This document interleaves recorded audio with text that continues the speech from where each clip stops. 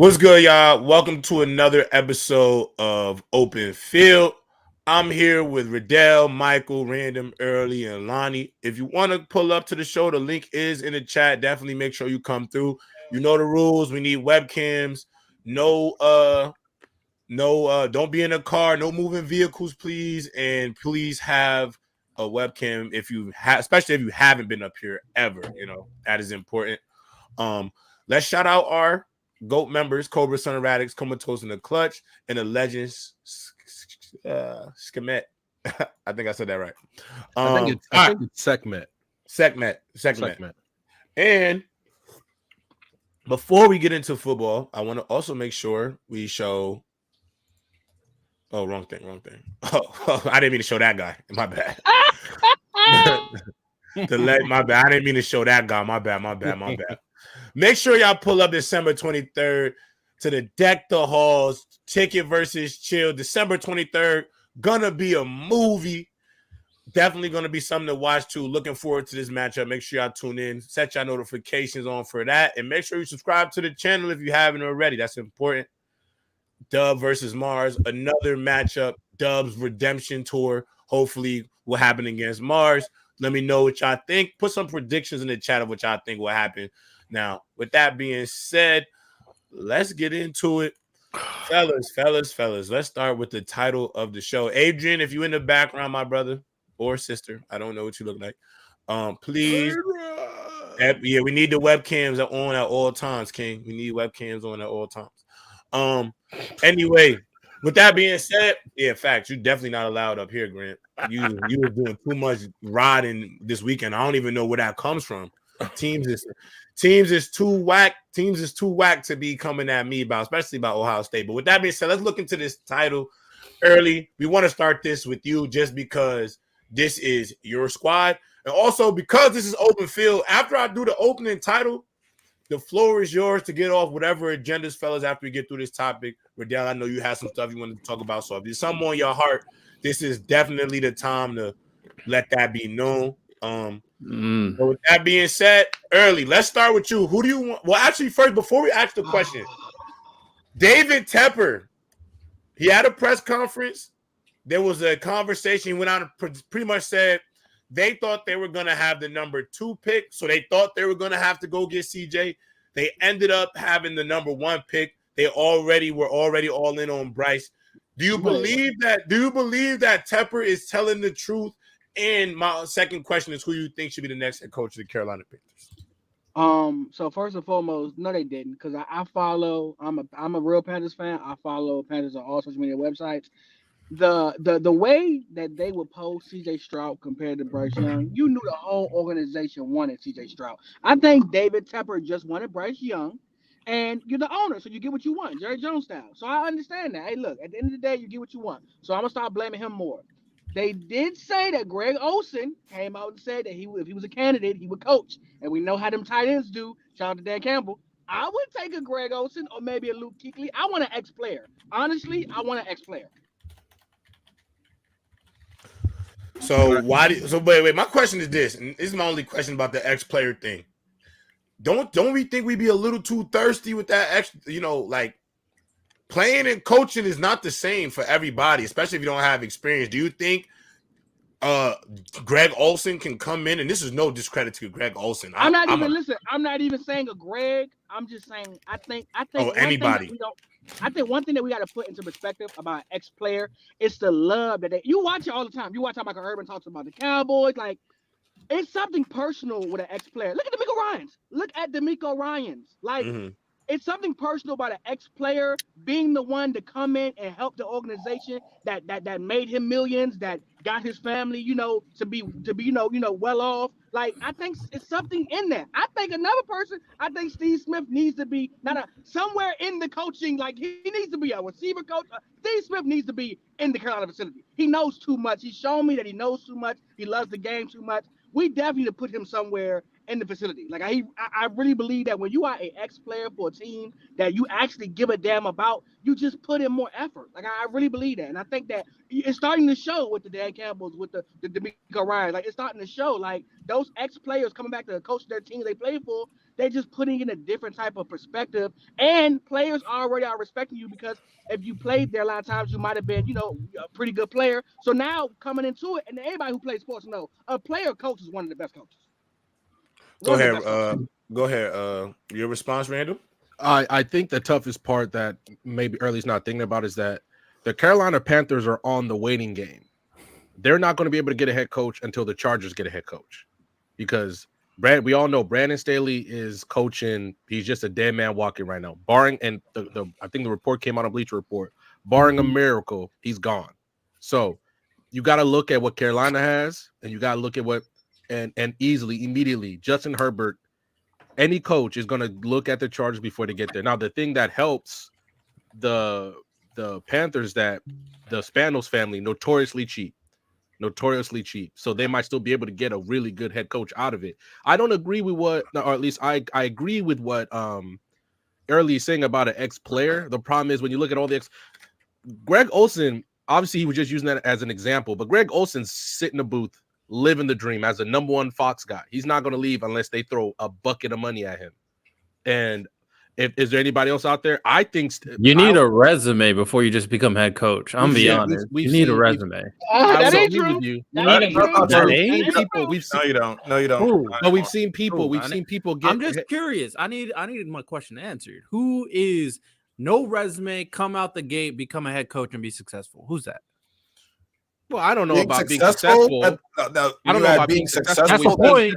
But we've seen people get jobs. Well, you say people get jobs like Mike that. Mayock was just an NFL analyst analyst and then became a GM. Like they do that shit all the GM time. and coach are completely. Well, what's the point of hiring a head coach if you're not? A GM is in charge of the coach, so that's an even higher position in the organization. That's not. GMs are scouting. So you can get a higher position without a resume. Is what you're telling me? You can get a higher position than a head coach. No, I'm saying GMs and coaches are different. They're not. They are the same different, but they are different. They're but very it's still a higher different. position in the organization. Randall, what was you gonna say about Steve Smith? I heard Steve Smith coming around. What was you gonna say? My thing is, I'm worried that Steve Smith. I mean, this gonna we sound saw Freddie Kitchens get a job for doing nothing because Baker Mayfield and he was bad. No, but I'm just saying there's guys who have terrible resumes that have been put in the head coaching roles. Like I even think it was kind of absurd that the Colts went after Jeff Saturday last year. Like I'm gonna be honest, forever. It doesn't matter regardless. Yeah, but if he even went 500, they would have given him the job. What I'm saying is, in an interim perspective, that's an opportunity to keep the job. You know what I'm saying? So they could have given. I agree. So they could have given. If he went 500, they would have given him the job, Riddell. If he went 500, they would have given him the job. They didn't. That's the point. You're not proving your case. All I'm trying to say is that he had you could have given that opportunity with somebody with more of a resume to do that interim job. You know what I'm saying, Riddell? Like I don't think he should even have it. Agree. I don't even think he should have been able to do that for real. The only reason why I'm skeptical is because there is so much coaching talent right now with the resume. With Bieniemy, with Ben Johnson on is that his name on the Lions? Mm-hmm. On the Lions, even with the offensive coordinator for the Texans and Bobby Slovic. Like there are people, and you could argue the Bengals defensive coordinator as well.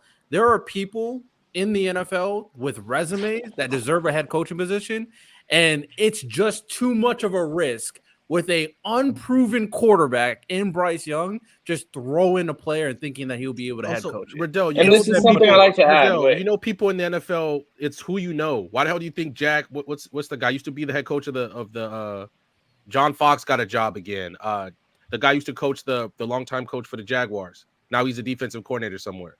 He keeps getting jobs. Like it's who you know. That's why these people. That's not good. That's what we say all the time. You're right, but that's what the NFL does. That's what I happens. know. I just think that it wouldn't make sense. Like I think if you're the Carolina Panthers, like, why the hell is Joe Judge coaching anything? But he's still coaching. If you're looking for a head coach, you have to find somebody that can see what Bryce Young is good at as a player and utilize it to the max. And so if you bring in an ex-player who's not like very solidified as a head coach and doesn't know what he's doing, look, stuff that's going to happen is not going to be good. So what you need to do is you need to find someone like Ben Johnson, find someone like Eric Bieniemy who could do something like that, find talent, like a run after catch guys. Because to me, the biggest example of that is the Dolphins with Tua and how Mike McDaniels came in and he said, look, I'm not going to make Tua anything that he isn't. I'm just going to utilize him to his max ability. And you see these RPOs where they're throwing it to the outside of the field on these short throws. And we can criticize Tua for the amount of throws that he does there, but it still gets the job done to a certain degree at the end of the day. So that's what I think they need to do over anything. And if you hire an ex-player,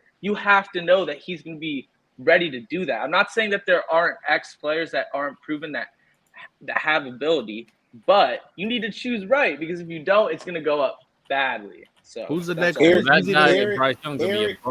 That's why I just said, bro, Eric Bieniemy, bro. He's not. He's gonna go to the Chargers first. He has to be the one. The reason why, though, but look, the reason why, two of the things that stick out like a sore thumb in Carolina, but it has potential. A, the run game, and B, someone to develop Bryce.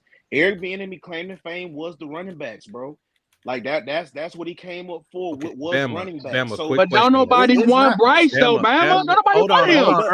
Early. Let me ask you this quick question, Bama. Why would a head coach candidate choose Bryce Young over Justin Herbert?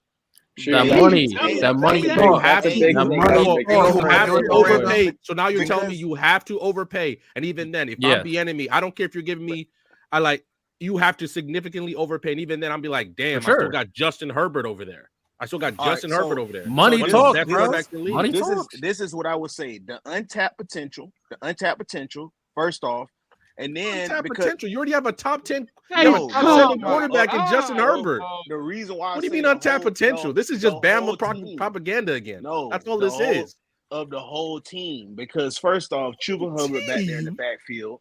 Chuba Hubbard's like 26-ish. But I'm saying he's still fairly young, bro. He just came. Nothing about the Panthers is better. Nothing about the Panthers. Bama, your only claim is that money. You got to overpay. Because look, you got a younger defense. A way younger defense, more potential on that defense. It's just really more untapped 100%. Potential to build around. The only thing you really got to fix is the O-line. Versus over there in Los Angeles, you got to fix the O-line. You got to find running backs. You got to O-line's not that bad, bro. And guess what? You have the proven commodity in the quarterback. That's that you said. Can I just say one thing? Can I just add? He's proven he could get numbers. Can I go in? He's way more proven than Bryce Young. Can I just go in here and say one thing that I feel like all of y'all, I think most of y'all really miss out when talking about head coaches, and in some ways it actually kind of frustrates me because I think when we talk about head coaches, y'all only look at it from a schematical standpoint. What can they do for a player from an X's and O's standpoint? What can they do for a team that lacks defense? What can they do for a team that lacks offense? I will say the one thing about Early's commentary about having former players being coaches. Now, I think if you're going to be a former player and be a coach, you 100% need to have a coaching resume. I don't think anybody should just get the job off their couch at all. So please, I'm going to make sure I preface that when I'm saying it. But I think people fail to realize when you're a head coach, your job isn't offense or defense. It's the entire team. You have to be able to make decisions. You have to be able to make decisions from an offense, defense, special teams, and you need to be able to manage human beings that are grown adults. And I think that's where we get lost in this. When we look at a player or a coach, we say, "Oh, he did phenomenal things when it came to the X's and O's." The reason why DeMeco Ryans is a great coach for the Texans, it's not just the fact that he is a great defensive-minded coach. He's a true galvanizer of men. They believe in DeMeco. If you look at Dan Campbell does have great X's and O's, but that team is rallying behind the coach. They've adopted the personality of Dan Campbell. Even if you look at, Sean Payton right now. Sean Payton right now. They trusted in the process. Now the Broncos are at a point where they're going to potentially make the playoffs after a rough start. People are hard on Ben Johnson. I think Ben Johnson can galvanize people. People say Eric Bieniemy is a hard-nosed coach, But for some of these programs or organizations who haven't been worth a damn for years, you need somebody to come in there and change our culture. So I think in some ways we got to stop getting so caught up in the X's and O's part, because some coaches, let's be honest, some coaches are not great X's and O's guys, but they're phenomenal head coaches. Hey, Rob, though. Wait. One thing I want to say, though, is you still need to, as a head coach, if you're going to be like that, be able to put a guy in place that can 100%. And that's why I'm forgetting a name. Hold on, Mike, before you come here. No, I agree. No, I'm good. You're so I'm just only thing I'm tying this up with, Michael, because you're right about that. But you know what? We got to stop thinking it's the head coach's job is to put the quarterback in the right situation. It's not the head coach's job to necessarily have to be the guy calling those plays to put him in the right situation. You need to find the staff that fits what you do. And I think that's some of the problem. Mm-hmm. Head coaches love hiring their friends instead of hiring the right guys for the job. You got to stop hiring somebody that was a GA for you or an intern or one of your buddies. You got to hire people that really are going to get the job done. And I just think we got to start thinking about stuff like that. Like, I think there's more to head coaching. Like Mike Tomlin definitely understands how to call a defense. But with the teams he's had to work with, that ain't just his ability to call defense. You know, their ability to win football games with mediocre, really average teams, that's being well coached and knowing how to do a good job of what you're given. So I think there's more nuance to head coaching than I think we talk about, unfortunately, in my opinion. Real quick. Let Lonnie go because he had his hand up. You know, because y'all saying all this stuff about galvanizing X and O's, but you guys keep on forgetting a name. And he coached last night. It's Brian Flores. Someone like that who's got blackballed, who like – he did get blackballed. We all know he got blackballed. I don't think he's ever blackballed in situation. He went from a head ball. He got what he deserved. No, once he moves the league, they're never going to let him have another job. Yo, wait. I understand Brian Flores' situation, but you got to remember though, this is one thing. And listen, look, I'm saying this as a black man. You feel me? This is one of my own, so I'm not cooning out on this one. But what we got to be real, and I think Ben will agree with this, is he did a horrible job managing Tua, and nobody talks about it. Everybody says the Dolphins were trying to tank and everything. Listen, you can't try to get your young quarterback to be good when you're still having a conversation with the owner about Deshaun Watson. Bro, you can't be talking about Tua Tagovailoa and then you mad that they didn't draft Justin Herbert. You understand?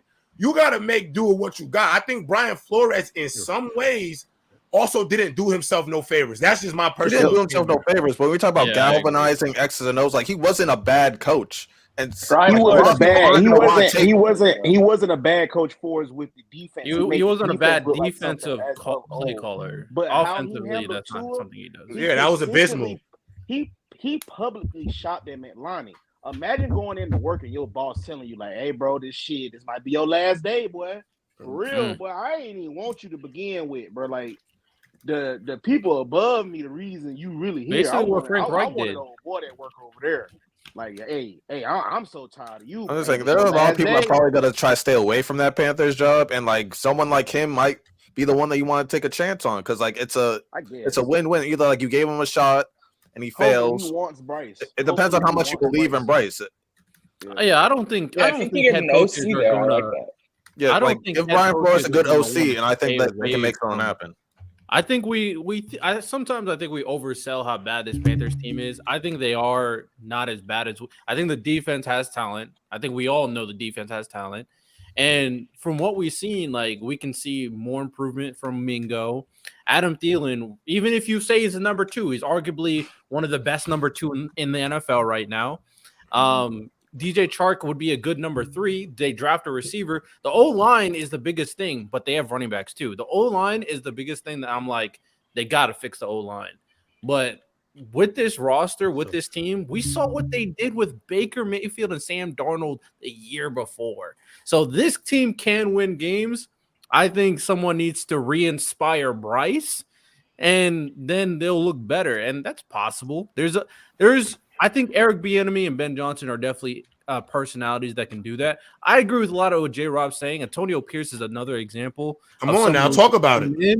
Inspire the team. Now Devontae Adams like, yo, I want to play football again. Come on. So I 100% agree to that, actually.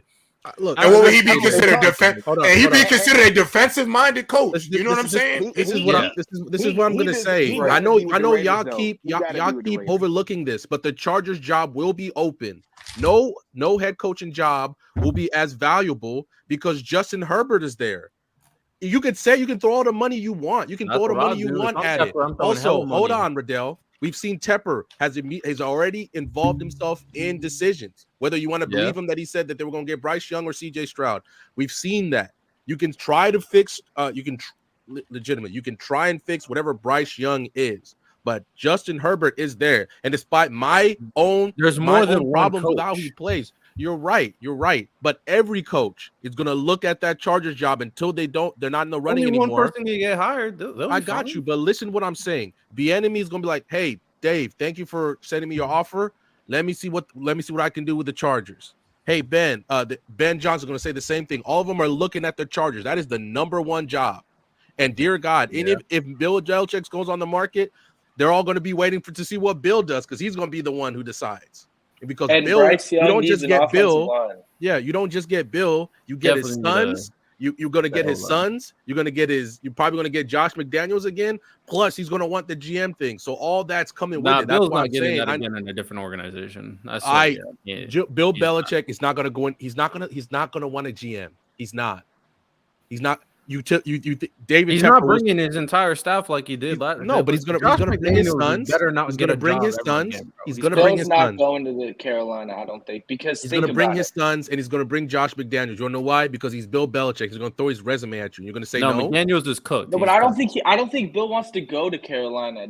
Like, to it's be not honest, even that. Like, maybe even if he doesn't, Michael, even if he doesn't want to go to Carolina, it's still going to be this. He's not. If Bill Belichick's coming, you can't get a GM because he wants to be the GM. He's going to say that. That's going to be one of his conditions. He's not getting a job then. No team is going to look at Bill and see what he did and go like, I'm going to let you be my GM. No, there will be some team. There will be some. No, there won't. There will be some team. Hold on. Let's sit here for 10. You have to judge him by his GM resume. Yeah, let's not sit here. Yeah, it's terrible. No, let's Lonnie, hold on. Lonnie, I said nobody's going to give it to him. Oh, okay. Lonnie, let's not sit here and pretend like Mark Davis didn't just give John Gruden $100 million over 10 years, and he picked his GM, which basically means John Gruden was the one who had the final say on whatever player. Raiders. It doesn't matter. He still gave him the money. You have that legacy, of course. It doesn't matter. You can't just. Why can't Bill Belichick use his legacy as the baby? Because he's not on the other team. He's on one team his entire life. That's why. Because if the Giants would get him right now, he has legacy with the Brian Giants. Dable exists. We're not getting Bill Belichick. Come on. What are we doing? Okay, but please. Josh had no reason to get that much money though. If we think about it, like. He quit on the Broncos. No. We're not talking about Josh. I'm talking about John Gruden. I'm not talking about Josh. My bad, this is what I'm saying. Whether you like it or not, Bill Belichick has history with your Giants. He really does. His game plan was set. For Bill Belichick. You'd be surprised. You would be surprised. Why the hell are they frying Brian Dable though? That would be the dumb. That'd be so dumb. I feel like he might be the Patriots next head coach. If they were, I don't even think there should be any type of Brian Dable and firing should be even. I would agree. I would agree with you. I would agree. The Giants situation is a dog show. Listen, Brian Dable made the sit here and pretend. I'm dropping my whole thing for that. Okay, I agree with you, but let's not sit here and pretend like the Giants have been the most smartest. Why would you drop everything for Shanahan? The Giants have never done that. They've never done that. I would not drop anything for Shanahan. They've hired a good head coach to bring in another head coach. They've never done that. Shanahan is never mind. And also, you know what? I'm gonna say this one last time. Brandon Katz. I guess you're just not reading all the reports. I don't care if he signed his resume, bro. I don't care if he signed his extension. The big thing about coming out of New England right now is the friction between Robert Kraft and Bill Belichick, and the fact that they're talking about possibly even letting him go when it sounds insane. Lonnie can tell you he's a Patriots fan. Those things are literally being talked about as we speak. Why do you think Bill Belichick's name is being floated for the Chargers? What, they just brought that up out of nowhere? No, because there's a possibility he could leave. He probably might leave. Yeah, but hold on, but wait, time out though. But hold on, let's also be very true. Rumors are rumors, bro. Yeah, fact. Like as a journalist myself, bro, like you are and you're going to read stories from credible sources, and then you're going to read through the weeds of it because everybody is sometimes speaking off of what they hear, not potentially from a direct source. And it's almost like a game of sports, the sports version of telephone. You hear one thing one way, and then it goes through one source, and then that's the grand message. Now, if the Giants were to even listen, I get that people love Bill Belichick, but I think people need to pump the brakes a little bit. At the end of the day, it's already how old he is. Okay, first of all, he's only coaching to get Shula's record down. That's what he's doing. Age, though. It's already come out that he secretly signed an extension with the Patriots. So I think this idea that he's moving. Also, he leaked that, by the way. Whatever. He'll be there because obviously the rumors are coming around him being there. But I'm sorry if I'm the Chargers and my decisions are Eric Bieniemy or Jim Harbaugh. I'm not going for Bill Belichick. First of all, it don't even make sense. It don't make sense to me right now. That doesn't truly make sense to me, bro. I'm not gonna lie.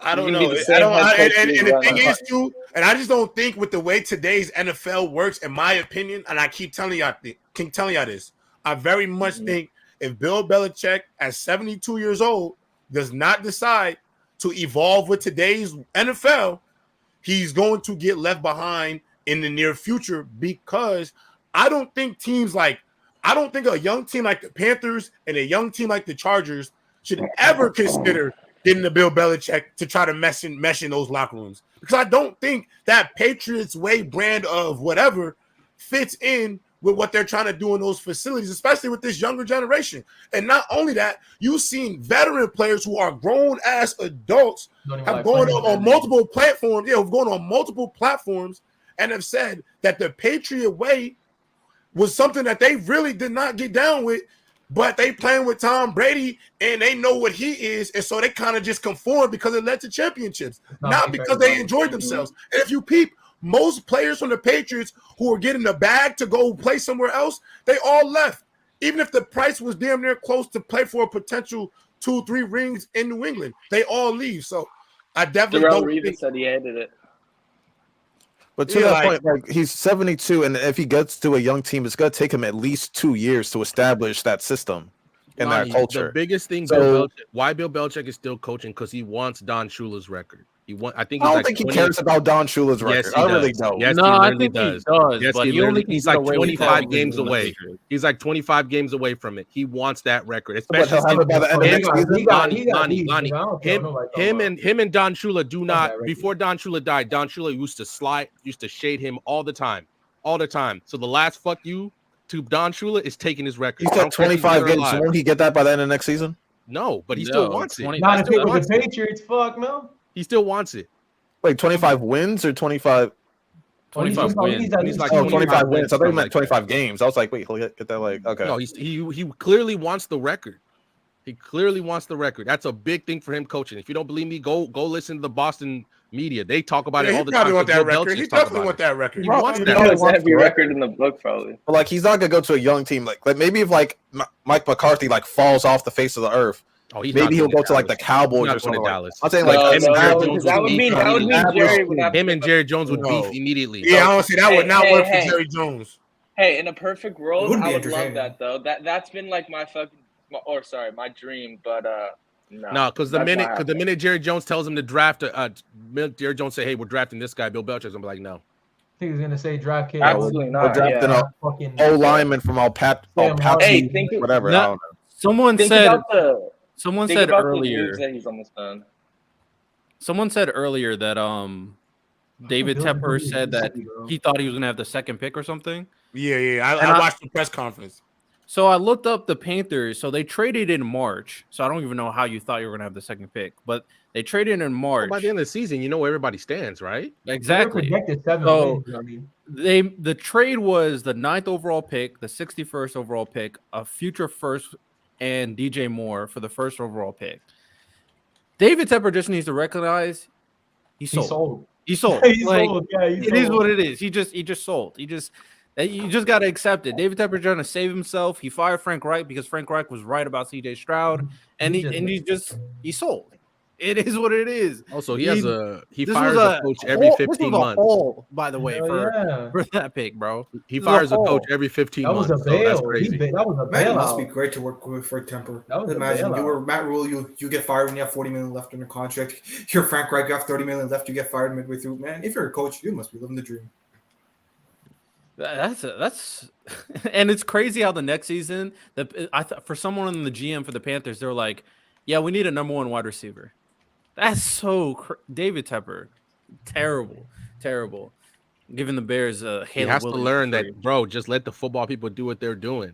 But when you're out there and he clearly wants to make his team fast immediately. When you got to realize that's freaking crazy. That even what's happening with the Texans right now is not something that just happens all the time.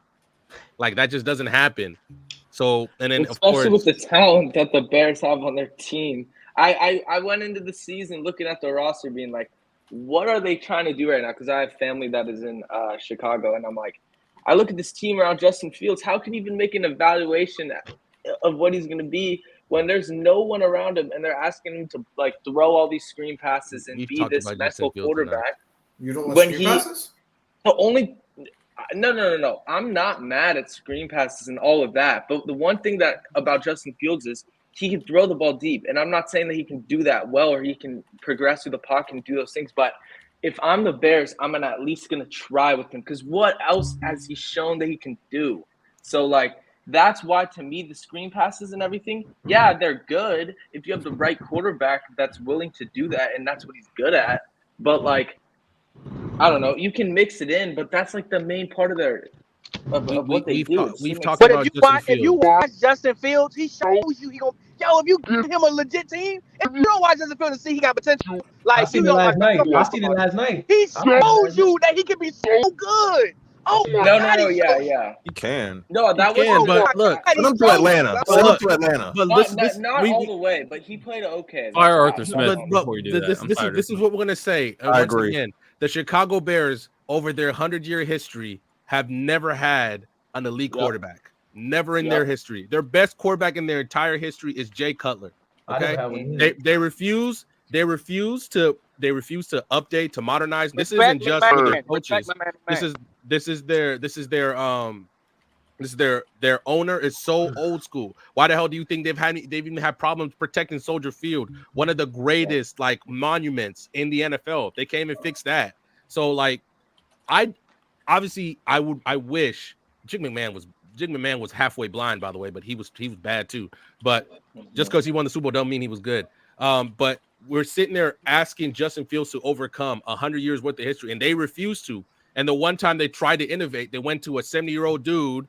Sure, he's a Hall of Fame GM. The same guy who told Lamar Jackson he should be a receiver, and asked him, and he picked Eberflus. So like they're screwed unless there's a whole change evolution over there. No quarterback would be great. Maybe. I think Caleb got it. No quarterback. No, Caleb Williams isn't pulling out games in college. This is what I'm gonna say. If Mahomes was there, Mahomes wouldn't be the Mahomes that we know today. You have to look at that offense, Riddle. Like that offense has like no movement, no motion. That who y'all talking about? Like, they do like it's so static and like generic. Like defenses, like they know what they're doing like 90% of the time. Like it's Mahomes such a basic offense. Mahomes if he played for the Bears. You could say that last year they were better than they were this year. I'll say that. Like last year, they were putting up like 30-point games consistently. I don't know. Eberflus hiring is like it's not great. He needs to get fired. But this team, fourth coach in 4 years. It is what it is. I think when they played the Lions, like the Lions said that they used the same play like 4 out of like 6 plays. They used the same play 4 times. They got nowhere, and they were just laughing at them because like, oh, they're gonna do this again. They're gonna do this again. Can I say great? But this team's shown potential. Unfortunately, Fields won't be the one to unlock the potential. But they got DJ Moore. They're gonna get another receiver with a pick. They have running back. The team has potential, but I'm saying in this offense, no quarterback can be. Williams ain't that good. They're No gonna fire no him. quarterback can be successful in We're not doing this early. Early, We're not firing this. They'll be fine. Early. Yeah. Early. With the Early. offense, You haven't watched him play. Then. Offense, no one can look You successful. haven't watched Caleb play. If you're willing to say that, you haven't What watched did him this? play. Wait, hold He's on. been No, dragging he that is. team to win. But dog, it don't matter how good you are. This is the NFL. What you said early? What you said, Mud? What you said, Muddy?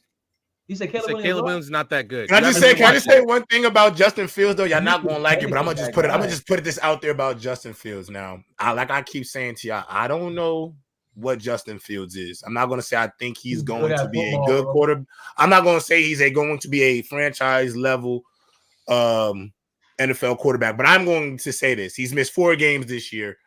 His passer rating was 92.3. That's higher than Trevor Lawrence, Joe Burrow, and Matthew Stafford. Obviously, Joe Burrow is injured, not playing the rest of the year. He has the most rushing yards of a quarterback not named Lamar or Jalen. He has a better completion percentage than C.J. Stroud, and has the same amount of touchdown passes right now as one Trevor Lawrence. Now, and a trash offense. I'm not going to sit here and say Justin Fields is a guy. I'm not saying that. Not saying that. I don't care what nobody. But all I'm going to say is maybe with a little coaching. I just don't think. I personally do feel like if you're going to look at certain situations and talk about coaches for players, like y'all do for Bryce Young and some players, I definitely look at the Bears coaching situation. And I don't think you can look at that and say, this is conducive for a quarterback to be great. I think the same thing with Mac Jones. Listen, some people think Mac Jones is terrible. I don't think he's that good either. But I don't think he could have flourished with the offensive coaching he had around him in New England. I think the same can be said about what's my guy's name? Go ahead. I got a quick, but let's say the Bears, they get a new coach, an offensive mind. You think they don't take? Do you think they stay? My only question is this. They might not fuck it up twice. They just don't want to fuck it up twice. My only question is this, and this is really a question to the chat. You feel me? Some of the chat that's in here frying Justin Fields. I would love for y'all to answer me this, chat. The way y'all coming for Fields right now, when he had those exceptional games this year, he had a few very, very good games this year. Why did none of y'all praise him for those exceptional games? He's played statistically. He's had statistically better just one-off performances this year than the Kenny Pickett's of the world, the Mac Joneses of the world, a lot of these young quarterbacks. So I just don't know why y'all so harsh on him, knowing Matt Eberflus is legitimately not trying to. Yeah, he's literally not trying to be serious. So that's all I'm asking. That's all I'm asking. I'm just asking, like, if y'all are objectively watching Justin Fields and you've seen what he's done in certain games and moments, I don't know how you could just say he's, that first quarter he played yesterday. I don't know. He went 12 for 12. I was like, yo, this nigga look. I don't know, man. How are we going to make a significant evaluation of the dude who's played how many seasons in the NFL? And obviously he's made mistakes in the games that J-Rob is talking about, but so does every young quarterback, especially on a team that bad. All I'm saying is we need to pump the brakes on calling Justin Fields a bust. And also, I'm not even saying – I honestly don't really know what the Bears do with him, because you have to go get a new head coach. So you either have to sit here and say, okay, we're going to hire a head coach that believes in this guy, or we have to hire a head coach who's going to take it to a new direction. And that adds so much the easiest twists thing, and turns to the question. The easiest thing is ship him and get Caleb. The easiest thing they can do is if they just take a new coach and they take a new quarterback and they trade him and you get assets for Justin Fields. Yeah, random. That's the easiest thing to do. That's the easiest thing to do. But is it better to just get a first for him though? But J-Rob, you know who Justin Fields is? Justin Fields is the guy y'all hear about playing bad and y'all say, oh, he must suck over there. Y'all don't watch his games. There's no way you watch Justin Fields games and you say he ain't great. There's no way. But yet, Bama, who I know he don't watch Panthers game, can watch Bryce Young and say, oh, he could be legit. You know why Bama is glazing Bryce. You know exactly why. Because if Bryce played for Georgia, he wouldn't say nothing about Bryce. He wouldn't say anything at all. So that's why, look, if they have a chance Justin Fields is out there fighting for his life, dog. If that nigga had a legit team, he could at least be Jalen Hurts. I'm trying to tell y'all. If Caleb is there, No, I don't think he's there. Ain't no stop. You don't watch him. You don't watch him. It ain't no stop, man. We don't need a gas quarterback for no reason. Early. If it's Caleb, everybody knows here that I'm one of those people who doesn't apologize for quarterbacks. I don't owe quarterbacks anything. Justin Fields has shown flashes. That's why I wouldn't call him a bust. That's why I'll give him another chance, give him another opportunity. But let's chill. He's not going to be Jalen Hurts. He hasn't shown to be Jalen. No, he might not be Jalen Hurts. Let's stop it. Y'all didn't think Jalen Hurts was going to be shit. So stop faking. Like, right now. Right now. Stop. Hold on. Jalen Hurts is irrelevant. Right now. This is why I got this is why I got to mute the whole group. I got to mute the whole group right now. Because Early just came up here and told a bold-faced lie. A bold-faced lie. Bold-faced lie. Because the amount of, especially on the press box and open field platform specifically, Jalen Hurts gets love on this side. I don't know no Jalen Hurts liars on this side. So I ain't talking about you, J-Rod. I mean the media, J-Rod. I mean the media. Okay, I mean the media. Yeah, I ain't say the media. Yeah. Say the media early. Yeah, you got to say the media. You got to say the media on that one. You got to say the media. Well, most people are saying he's MVP. They got their head on straight and realized that he is the MVP. People were saying Justin Fields was going to be MVP this conversation after what he did. I don't know why. They did say crazy stuff like that. I don't know where that came from. Yo, everyone, is it crazy? He was MVP favorite. Random, hold up. Is it crazy to trade the number one pick? You get Marvin Harrison, you get Fashanu, and you just give him another year? No, because there's still gonna be quarterback. Listen, we all know Caleb is good. Right now, we know Caleb is good, but I promise you, if he goes to the Bears with no help, he's gonna get destroyed. Y'all gonna say, hey, he might not be that good. I'm gonna tell you. Hold on, Erla. You give him the top offensive lineman, and you give him the top receiver. Fellas, you're gonna get both. You're gonna get two top picks. You're probably gonna get the top two picks. You get a new coach. You get a new quarterback. There's get five niggas. There are 5 niggas on the offensive line. One won't take the line, boy. No. Restart the clock by getting a new quarterback. I'm saying he deserves one more year. If you trade Marvin Harrison, give him the top offensive tackle in the draft. You are dumb. Lonnie, you are dumb if you pass Caleb. You are dumb if you pass Caleb. The first pick. You are dumb if you pass Caleb. It's like trading the pick to get Andrew Luck. You do not trade the pick to get Andrew Luck. I'm cool. I'm actually very cool. I'm very cool with the Bears if they get the number one pick, taking Caleb Williams and trading Justin Fields. I think in some ways, Justin Fields could benefit from a change of scenery, bro. I do really feel that. Please send him somewhere else so y'all can see how good he really is. Send him to Atlanta or wherever. Please send him somewhere else. Can I say one other thing too? I gotta say one other thing too. I know a lot of us are upset at Atlanta and be like, Arthur Smith might be this, might be that. Does anybody watch Desmond Ridder really play football at the quarterback position, y'all? He's not good. He's mid. When I say I don't think there's nothing you could really do with that right now. Like, I don't know what you can call with that, bro. Like the fact that the only real plays you can get deep downfield in the passing game are wheel routes to Bijan and screen plays to Bijan. I definitely think Justin Fields compared to Desmond Ridder and Tyler Heineke, automatic upgrade. Same thing, J-Rod. Same thing, J-Rod. Same thing for Browning for the Bengals. He can't play quarterback in the NFL. I think Browning is off. He shouldn't be a back. He shouldn't be a backup. You know what I'm saying? It's niggas that should be in the league that's not. And he's in the league being a backup. And that's your option. Bro, he's a backup quarterback. What are you talking about? What are we talking? Yeah. But random to be a backup quarterback. You're saying if our guy go down, we trust this nigga. Bro. Early's right. Early's no, J-Rob, this is my thing. Backup. Hold on. Let me say one thing real quick before you say about this backup thing. Backups make entirely too much money on an NFL roster with the way NFL salaries work to not be able to come in and win you a game. I'm not saying they got to go on deep playoff runs and stuff like that. But you're going to have listen, if you look at what Teddy Bridgewater is making, go look at what Jameis Winston is making. Jacoby Brissett,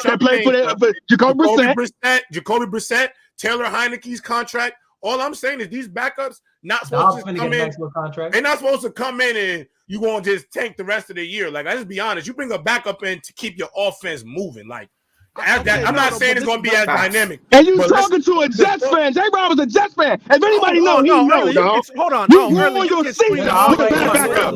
Early, you can scream all you want. Early, you can scream all you want. But y'all There's know not that many backups back that there. can You're consistently a win rookie. games. So when Kirk Cousins, the guy that they had for 2 seconds before he got hurt, he was expected to keep the offense. No, I'm just saying you have to invest in a backup. Like your backup, if you got you, but most. What I'm saying is, if you bringing a guy to be your backup. backup, I understand that, but what I'm saying is it's not realistic. There's no NFL team that I personally think realistically doesn't have any sort of level in their confidence to be like, all right, if this guy goes down, he could at least run our offense because we have enough around us to do that. Like, it's basically a hoping and praying. Oh, I hope my number one never go down because we never want to see you play quarterback. You cannot have a backup like that. You can't have a. Oh my God! All right, man.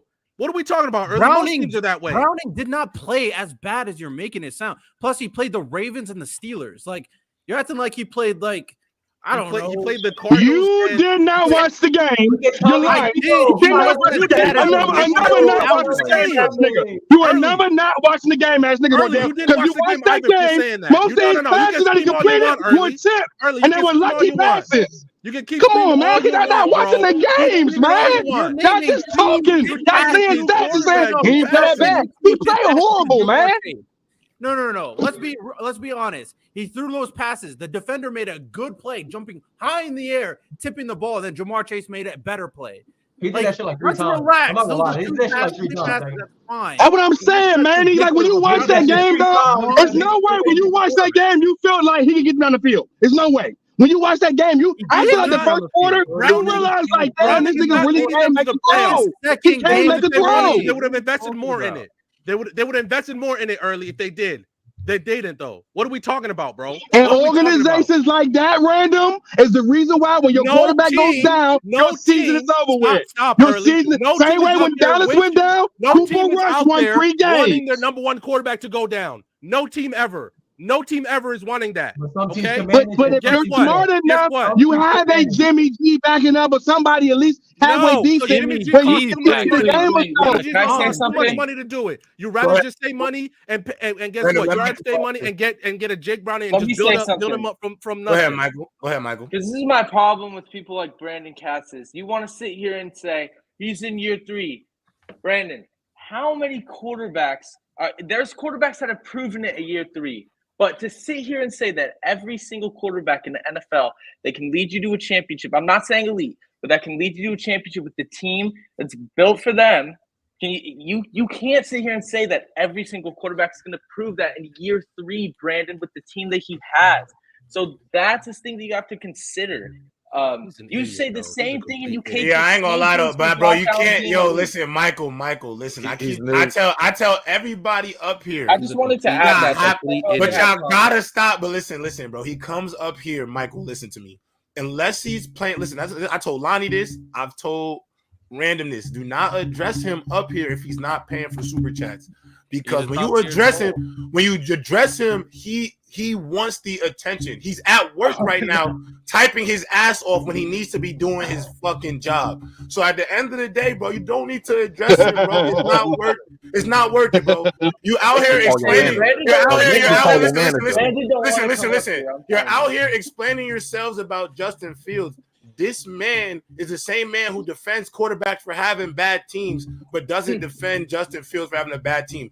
Bro, do not go back. Don't go back and forth with him, bro. It's not worth it. Just report him to his HR. It's not worth it, bro. He's going to show up. We need the views. He's doing his job by being here. If you want to respond to him, make sure he send that goddamn super chat, and then we'll address it. But hold on, speaking of super chats, let me get to 2 of them real quick. Nick Tri-State. Shout out to our dog, Nick Tri-State. He definitely been up here a few times. Shout out to our dog, Nick. Justin Fields is the franchise QB. Justin Fields is the franchise QB. If I'm Chicago, I trade out that number 1 overall pick. I stack up on hella picks. You can change the course of the franchise if you hit on 2 draft picks this upcoming. Nick, that's what I was saying. Guess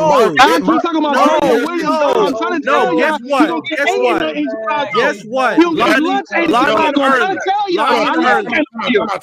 I love Caleb Williams. He don't get his lunch ate. Go ahead, Randall. And then let me go. If you pass on Caleb Williams, what? If you pass on Caleb Williams, What? You are dumb. You might be fired after your first year. What? Guess They're what? gonna fire them anyway. They're gonna fire them anyway. Guess what? That's what happened. You pass on Bryce Young, you're dumb as fuck. What are you saying? Like, bro, yeah, Caleb Williams is the next one. The best quarterback. Manny, stop being dumb. She ran his time. You watch on it ESPN, no, Random. You're not thinking about the long game. All you want. You ain't thinking about the long game, Random. Yeah, the long game. First of all, you restart the clock with Caleb. You do. That's what you restart the clock. How good Caleb is. If you don't have an O-line, if he has a bad offensive coordinator, he's not going to be good. No, firing first of all, y'all are acting like the Bears not going to have 2 top 5 picks where they can still, if they need to, trade up to the number 2 to get Marvin Harris, because we've seen that happen before. You are going to literally skip out on maybe the best quarterback, one of the next ones, the way people are talking about him. And if he goes and he's great, and guess what? Justin Fields is what? He's giving you what? 5 and 12, and you're watching Caleb Williams play good. If he's even anything like CJ is this year, if he's anything like Caleb Williams this year, and you're like, oh my God, why did we not get him when we had the chance? The same way early is right now, complaining that his team did not get CJ.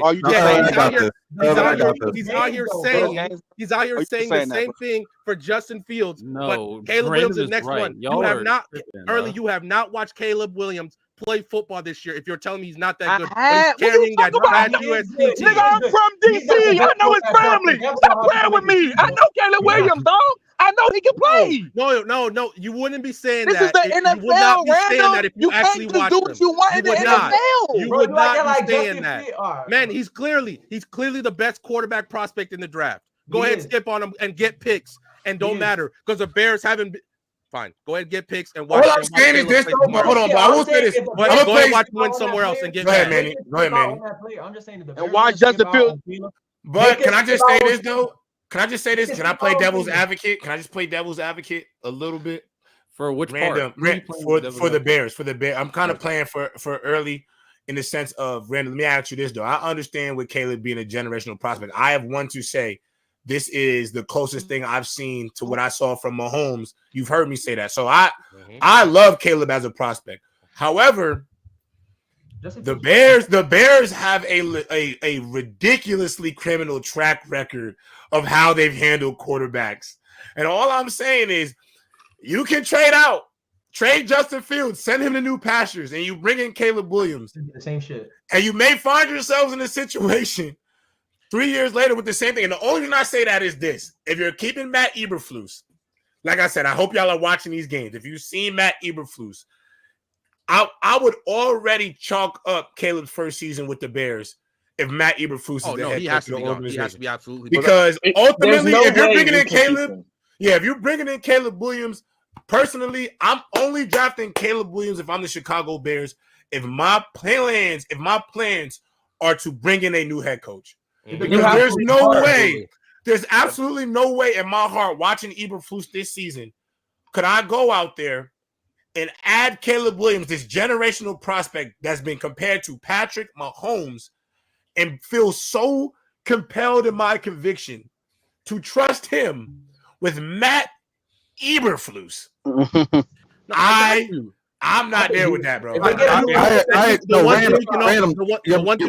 You're missing the head coach's points, like perspective. Because if they do keep him, he's most likely. First of all, if they do, then they're dumb. You don't know what the Bears do because the Bears are stupid. The Bears are stupid. Lonnie, this is what I'm going to say. I'm the GM. One mic. If they keep Eberflus, then keep Justin Fields. Then because you don't want to get better. That's my point. If they keep him in the GM, obviously I'm talking like it's possible. I'm talking like they're going to be smarter and they're going to go get a Ben Johnson or Eric Bieniemy. You saying the Bears are going to be smarter is like saying pick your fly. Okay, random. Let me ask you a question. Let's say they do get an Eric Bieniemy. Let's say they get somebody like that, and he's like, I want just Eric Bieniemy with Justin Fields, bro. Like, just and I could say Eric Bieniemy with Caleb Williams is better. Wait. I want to say something real quick. At no point in Justin Fields' college career was he as good, in my opinion, as Caleb. Okay, I want to say something real quick. Debatable. Hold on. That's debatable. I was going debatable. 47 touchdowns and 3 picks and be a Heisman candidate. So what are we talking about? Give Caleb Williams that Ohio State defense. I bet money he wins one. Get the fuck out of here. We're not having a Caleb versus Justin. He went to SC. He wanted to Dick Riley. That's his fault. Okay, but you telling me that USC? You literally watched that USC team play this year. That defense is garbage. Exactly. Like ranked 100 over. The defense was ranked in the back of the nation. Of the nation, Manny. He's carrying that all the time. Okay, so I want to say something about. I want to say something. Go ahead, Riddell. I'll be honest. He's back. I'll be honest. I'm hearing what y'all are saying, and y'all are just sounding like fans. I'll be honest, because there's no way you honestly think that the Bears, with the number 1 pick, all of us understanding who Caleb Williams is and the hype and the media attention and the fact that people are saying that this is the best prospect since Andrew Luck, and you're honestly saying that they should trade the first overall pick. They're not. To add on to that. No, the only reason the only reason why y'all are saying this is because you believe the Bears are terrible. And that's not a good enough reason. That's not why. That's not why. That's not why. That's not why. It doesn't make any sense. You guys just think that way. It's dumb. One mic. No team would do that, especially if they hire a new head coach. They're gonna get rid of Justin Fields. You have to get rid of the whole staff first before you do it. I ain't gonna lie. Why would you skip on a generational talent like that? You're not going to. You're not going to. That would be insane. And I ain't gonna lie. I don't know why you're calling niggas fans, because we're not talking like fans. I said they should take Caleb Williams. I think you need to fire the coach. Because think about it too. Think about it too. How attractive of that offer is to these head coaches that they get to have Caleb Williams. That's why I think the Bears can even do it, find a decent coach, because of the fact that they have the leverage of having Caleb Williams. You could get Caleb Williams. Oh yeah, that's a more honestly, that might be more attractive than going to the Chargers. I'll be honest.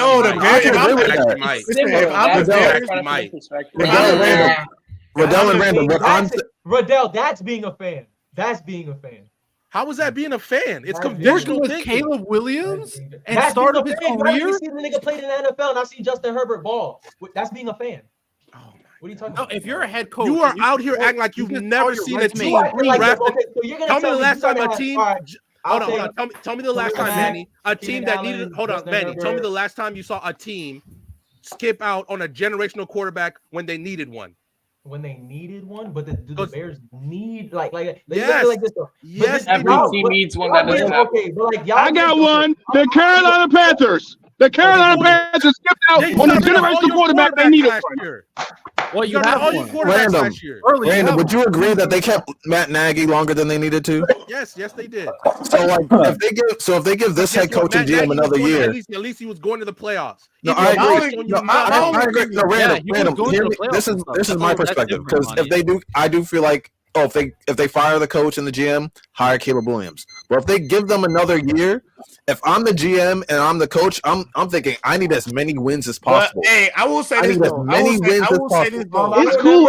Hey, J-Rob, let me say this, J-Rob. I pray to God Justin Fields go to Atlanta and he get the A popping, dog. I hope to God he go to Atlanta and he get the A popping. Y'all gonna eat y'all fucking words, dog. I promise y'all will. Y'all gonna eat y'all words, dog. Let me finish real quick. If I want as many wins as possible and I'm them, because they're probably thinking if we get another year and we get Caleb, they're probably gonna fire us halfway through the season. So I would want the best wide receiver prospect since maybe Randy Moss in the top offensive lineman to pair with Justin Fields. It's starting over. That's cool. Okay, hey, get Caleb. That's okay. Get Caleb. You better hope he don't go to Atlanta. You better hope he don't go to Atlanta with Bijan Robinson and Drake London. Okay, watch. I can see that. I can hear the Atlanta rappers now. I'm in the field like Justin. I can hear it now. I'm gonna say this last point. I'm gonna just say this. Look, I understand. Look, to sit for what Nick has said in the chat, because this all came from that super chat. I don't think he's crazy for saying that. Let's be honest. It is definitely plausible if you're confident enough in Justin Fields where you felt like you can cash in on him and double down. You have a lot of assets. You can get a lot for a number 1 overall draft pick. Now, obviously, this is a vet Wembanyama, Zion Williamson level prospect where you don't really have the choice but to not take him. Because of how because of how generational he's that level. He's that level of guy. Go ahead. But here's the caveat that we have to remember who we are dealing with here, fellas.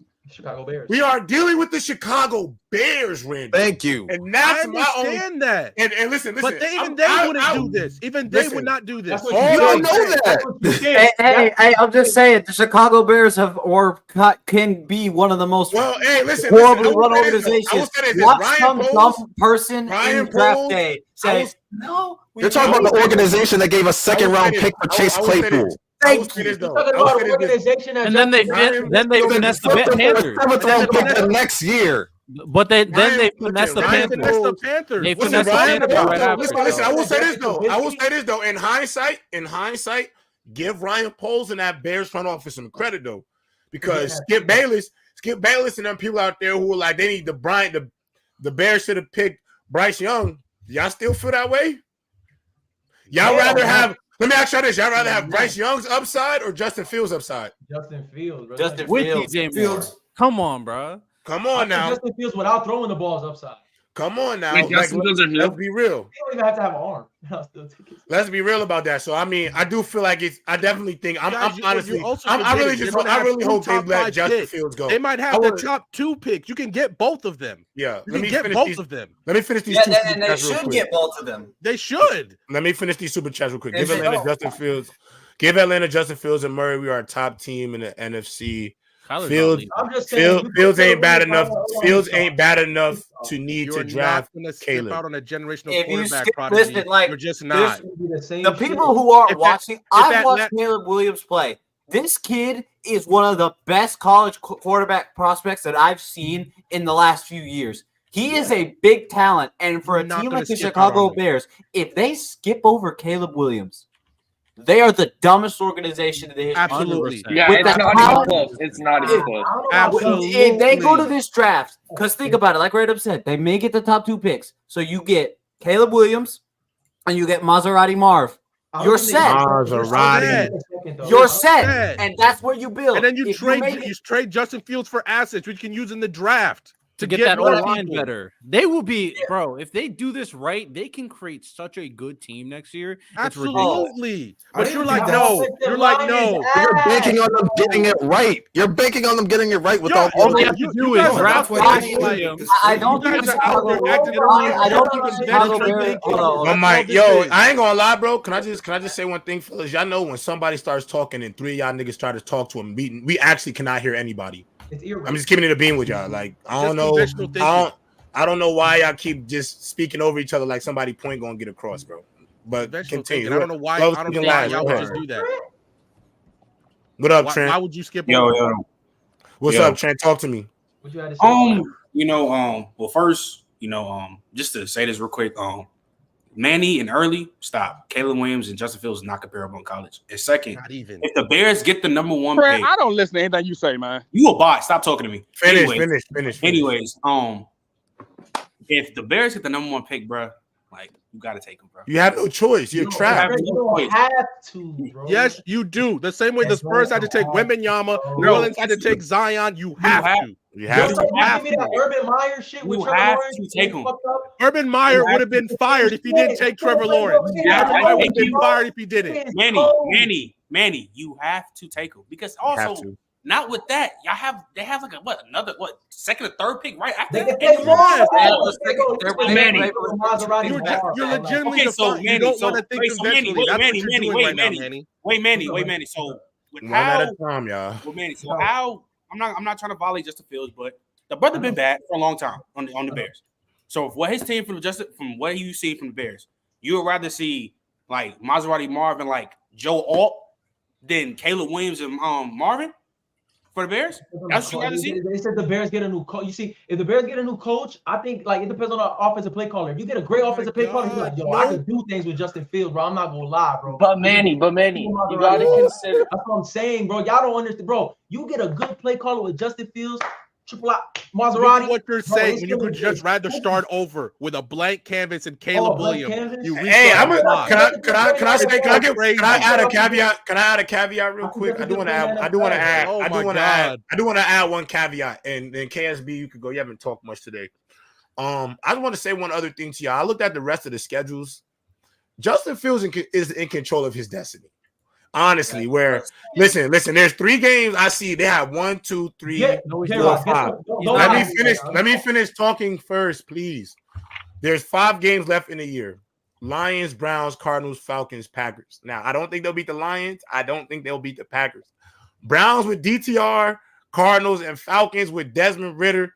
Those are 3 games Justin Fields gotta outplay somebody, because I'm looking at what the Patriots have the rest of the way, and I don't think they're winning another game. So Justin Fields can 100% flame out this conversation. The Patriots very well look like they're going to end up. No, with they got the Panthers pick. The Panthers are not winning much. Who have the Patriots have the Panthers pick? No, the Panthers. Bears have the Panthers pick. They won. Oh, right. Right. They're big no matter what. Right. I forgot about that. I forgot about the Panthers trade. I forgot about that damn Panthers trade. Yes, 100%. Well, you got to take them. Go ahead, KSB. Please don't cut KSB off, guy. He ain't talked at all today. He has not talked at all, bro. Please let him speak. Thank you. Look, I get what you all are saying, and I think that they should go for Caleb Williams. This has nothing to do with Justin Fields, even though he hasn't performed the best of his capabilities. Part of that is on him. Part of that is on the Bears being a god-awful organization. It's just that Chicago needs they need something to bring life into that goddamn organization. They've had a losing culture for how many years now? Since when was the last time they made the playoffs with Trubisky and Nagy? Yeah. And even before that, they've had a losing organization. They need to bring a new culture, and they need to hit the reset button for that. Fire their head coach, bring in Caleb Williams, use that pick on another person, and then just build from there. If you keep Justin Fields and you use those picks on someone else, you're still gonna have that stink of your losing culture. So you just need to hit the reset button and just go from there. Anybody want to comment on that? Once again, I will say this: Prodigy, you can keep sending super chats all you want. This is the keep sending them. It's a generational. The craziest part is, and I'm gonna keep saying this to Manny. This is a generational quarterback. This is Wembanyama. This is Zion. You are not going to skip over. And let me add context. You're just not. Let me add context. Not. Think about in the history of the NFL. Hey Manny, we within the last 9 since whenever. You want to call it. How many teams have moved off a guy that's this highly touted? Besides teams that they said they wouldn't go to. Besides teams that players said they wouldn't go to, like an Eli Manning. At this point in the NFL, Manny, my question to you is, how easier is it to build a championship roster when you have a guy that's an elite quarterback? That is my question to everyone. He's a bot. He don't know basketball. He don't know football, bro. You don't know football. Click on the other stuff he said about him. Click on the other stuff he said. The thing Bron says that, like, Manny, we got to be objective about what we see from Justin Fields. I do. I have seen it. But but at the end of the day, people give people passes, like people that have bad coaches. But when it's Justin Fields, it's like, that's not true, bro. That's not true. But to Michael's point, if I'm Caleb, I'm not going to the Bears. Hold on. One last thing, Trent. One last thing that they're also forgetting. Justin Fields is in his 3rd year. You have to start thinking about picking up his option next year. Right. Next year. You have to start thinking about paying him next year. You restart the clock with Caleb Williams, a new coach, which means now you have 4 more years to decide if Caleb Williams is your guy, then a year and a half. On top of that, it just makes sense. You just don't want to admit it. It don't matter if he can play. You got the next one. You're not going to skip over. You don't know if you got the next one. Don't say that. That's okay. You don't know that either. But he's highly okay. Go ahead. Okay. Go ahead. Skip over him then. And then because I tell you what. You get Maserati Marvet too. Yeah, and you can still get Caleb at 1. You have the Panthers pick. What are we talking about? But you'll have Maserati. I'm saying you. All right, let's do it. Go ahead, finish that. Say your last point because I want to move off that. We've been talking about this. People acting like Justin Fields and Maserati Marvin's not. You act like I mean, I'll just say Caleb Williams. Caleb will be better, bro. I'd rather see Drake May with him. Caleb will be better. Caleb will be better. Y'all get Caleb for Drake. I'm like, if you have the number 1 pick, number 2, go get him. The potential is crazy. Nah, Drake ain't going number 1 time. So let me ask y'all a question. So the NFL put out. I want to get into some new topics. So the NFL put out their top players under the age of 24. Top players under 24 years old. Youngins. Oh, no. And I ain't gonna lie, this list kind of blew me. It kind of blew me. Blasphemy? Is it blasphemy? All right. So the first player, at quarterback, so they did it in like a team style, right? You can show the list on here, J-Rob? I don't know because I think it's ESPN, so I don't want to get copyright. I don't want to, but I'll tell you the name. So they did it in first teams. Players 24 and under. So I got to think quarterbacks 24 and under. CJ's up at quarterback, first team, CJ Stroud. Second team, Brock Purdy. What? Run it 24 under. That's your mouth. He should be first team. 24 and under. Remember, 24 and under. First team running back. Isn't Jalen Hurts like 24? Isn't Jalen Hurts like still 24? He's 25. He's 25. Trevor Lawrence. Yeah, can you put the link in the chat? Purdy. Yeah, in the chat. Yo, I think T-Law's a baby though. T-Law's like 23. I'm looking up his age right now. Let me get He's back. 24 on the dot. He's 24. I told y'all, man. Quarterback. So first team, CJ Stroud. Second team, Brock Purdy. And for those who tell me that quarterback wins don't matter, that's the reason why Brock Purdy's number 2 on this because he's not better than Trevor Lawrence. He's not better than Trevor Lawrence. And that's why when QB stat, they delusional because Brock Purdy but this is why I keep telling y'all. The problem when I be talking about the wins thing, and this is why I say it matters because obviously to you personally it may not matter, but to like mass media, Brady been cooking the last couple weeks, man. Stop hating. Hold on, I'm not hating. That's the thing. I'm not hating. I ain't talking about you. I'm talking about Trent hating ass. Oh. I'm about to say I'm not hating. I'm just somebody give criticism, bro. You just being a bot, being a lover. All I'm saying is take that NFL knowledge you know, give it to your father, and make the Giants better. Since you know so much about GMing. I don't want to be no GM though. That's me though. All right, so second team. Let's get to the special team's been good. Let's get to the second team. Let's get to the second team. Running backs. Bijan number 1, Breece Hall number 2. That blew mine. I don't care. You know what's crazy? Yo, J-Rob, you know what's crazy? Trent be trying to cook me. Trent be trying to cook me. Breece is better in between the tackles right now than Bijan. I'm just give it a That's B. what I told No, he's not. Stop it. No, he's not. In between the tackles, no. Wait, so Atlanta's offensive line. So how good is Atlanta's offensive line? Better than ours. The Jets are better than the Jets. My question. Different type of. Look, I just think Breece is doing more with way less up front. Wait. I will say this: Bijan's a better receiving weapon, though, for sure. Bijan's a better runner. So my question is, I'm a little bit biased. I'm a little biased, Trent. Little biased. Breece Hall's cuts are so smooth. Crazy, bro. Breece is crazy. Wait, are we talking about cuts and then not talking about? Come on, bro. Yo, I'm telling you, I think Bijan Robinson could be LaDainian Tomlinson. Like real talk. What do you think Breece I think Hall he's that could good. be? So what do you think Breece Hall could be, bro? Better right now, though. Like I think Breece Hall can be like better than Breece. He's better than him. He's definitely better than him. Are y'all ready for the wide receivers? Are y'all ready for the wide receivers? Wide receivers. Wide receivers. 24 and under. First team. First team. These is all 3 receivers I'm about to say. This is all the first team. So this is the first team 3. All right. Garrett Wilson. Yes, sir, Ski. I like that. Chris Olave. Yes, sir. Okay. Jamar Chase. Wait, whoa. So Jettas is 25? They all first team. They all first. Jettas is 25? Jettas is 25. Okay. No, it's all first team, and Jettas is 25. That's all first team. The second team I know receivers. Chris Olave make the list. Nah, this is where they lost me. Now, Trent. Here comes the glaze. The glaze is getting out of control because this is foul. And you and me are gonna Trent. You and me. This is why I said this is where it blew me bad. This the second team though. Major pause. Who's over 10? George Pickens, Puka Nacua, and that's what I said. We're 10. And Jordan Addison. Nah, he didn't make it. Jordan Addison deserves to be. There's no way Jordan Addison not over Chris Olave. There's no way Jordan Addison not over Chris Olave. How is Tank Dell not on the second team? No. Drake London should be on the second. Right now, Tank Dell has been better. Jordan Addison better than Chris Olave, fellas. Tank Dell is better than, to me, Tank Dell's better than Chris Olave and Jordan Addison. We're talking about Jordan Addison's arguable for me, but I'll give you. Y'all relax on the Puka and the cool shit. Tank Dell better than Puka. I've been telling you, he's better than Puka, bro. Listen, whatever y'all want to say, if you want to just talk about the season alone, I'm not talking about overall, just the season alone. That's all we got, J-Rod. They rookies. That's all we got this season.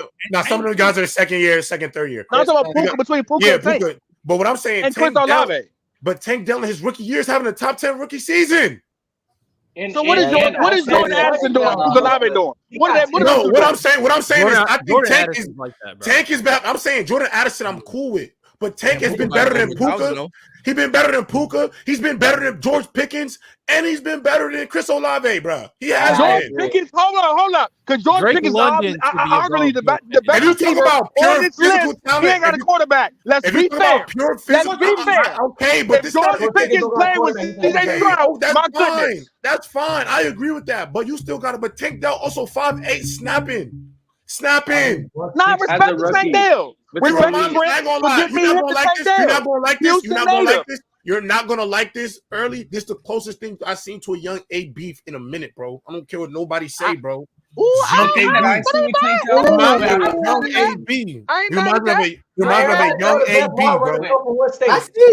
No size. He just get open. He just gets open. No, that's a valid. AB was like 5'10", though, but I ain't mad at that. AB was like 5'9". AB like 5'9". I've met AB. He like 5'9", bro. I'm telling you. Quick question, J-Rob.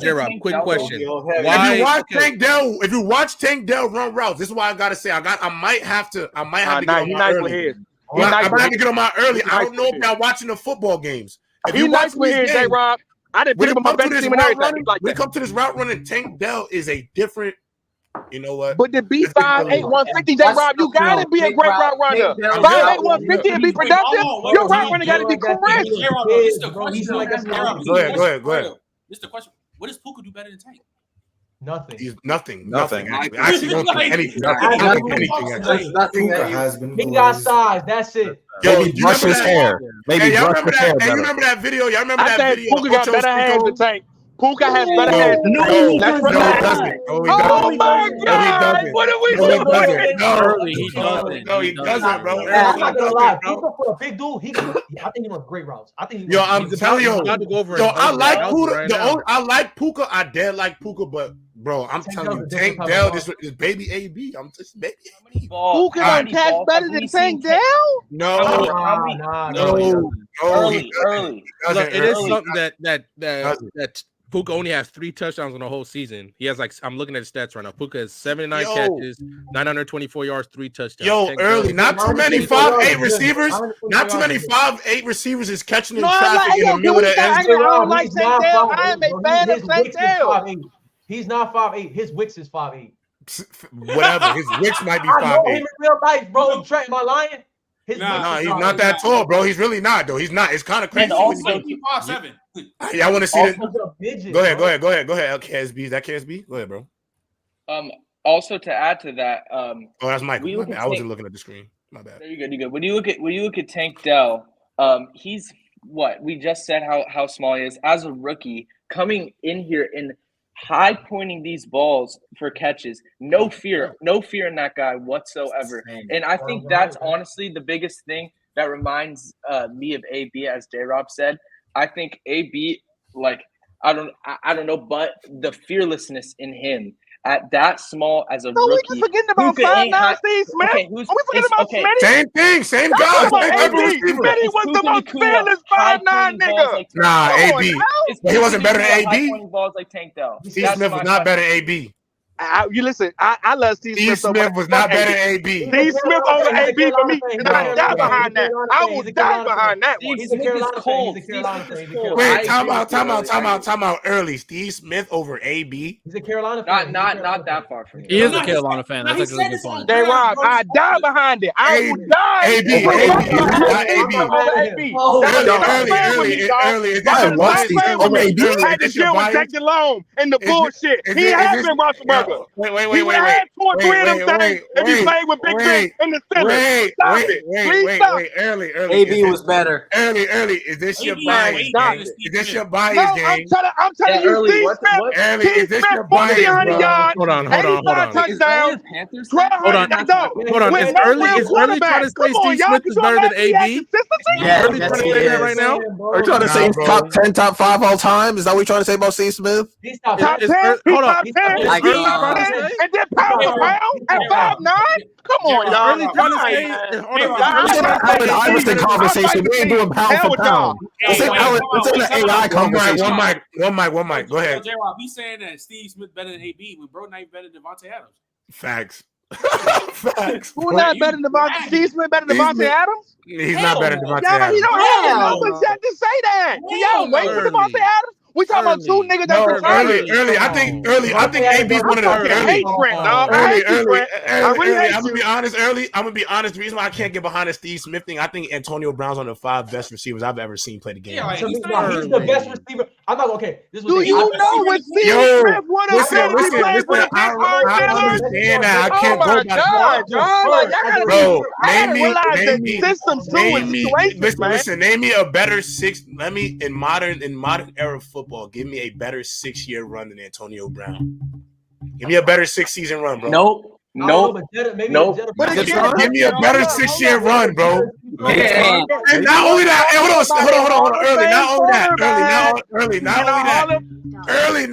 Not only the 6-year run. Organization. Hold on, not only the 6-year run.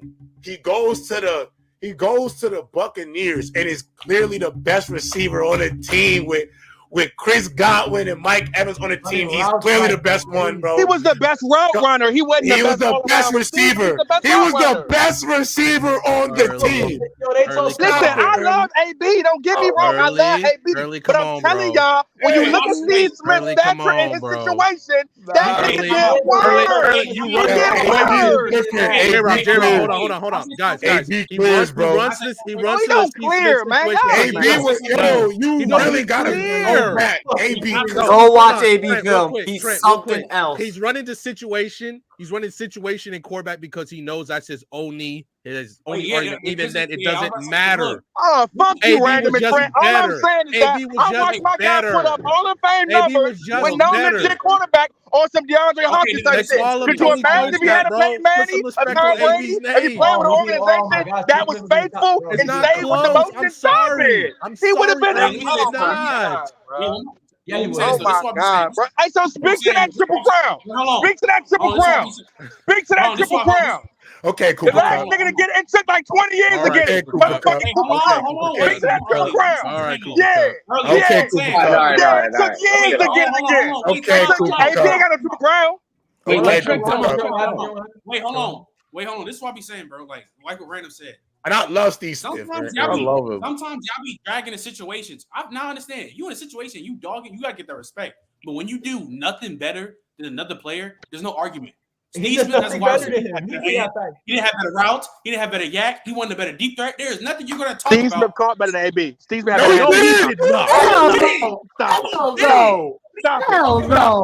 Stop it. Steve Smith had one of the biggest names in my line in his draft class. I really hate that we have AB was a better route runner. AB was a better route runner. I was giving hate that we having this conversation. Like you slander Steve Smith. This hurts. Early.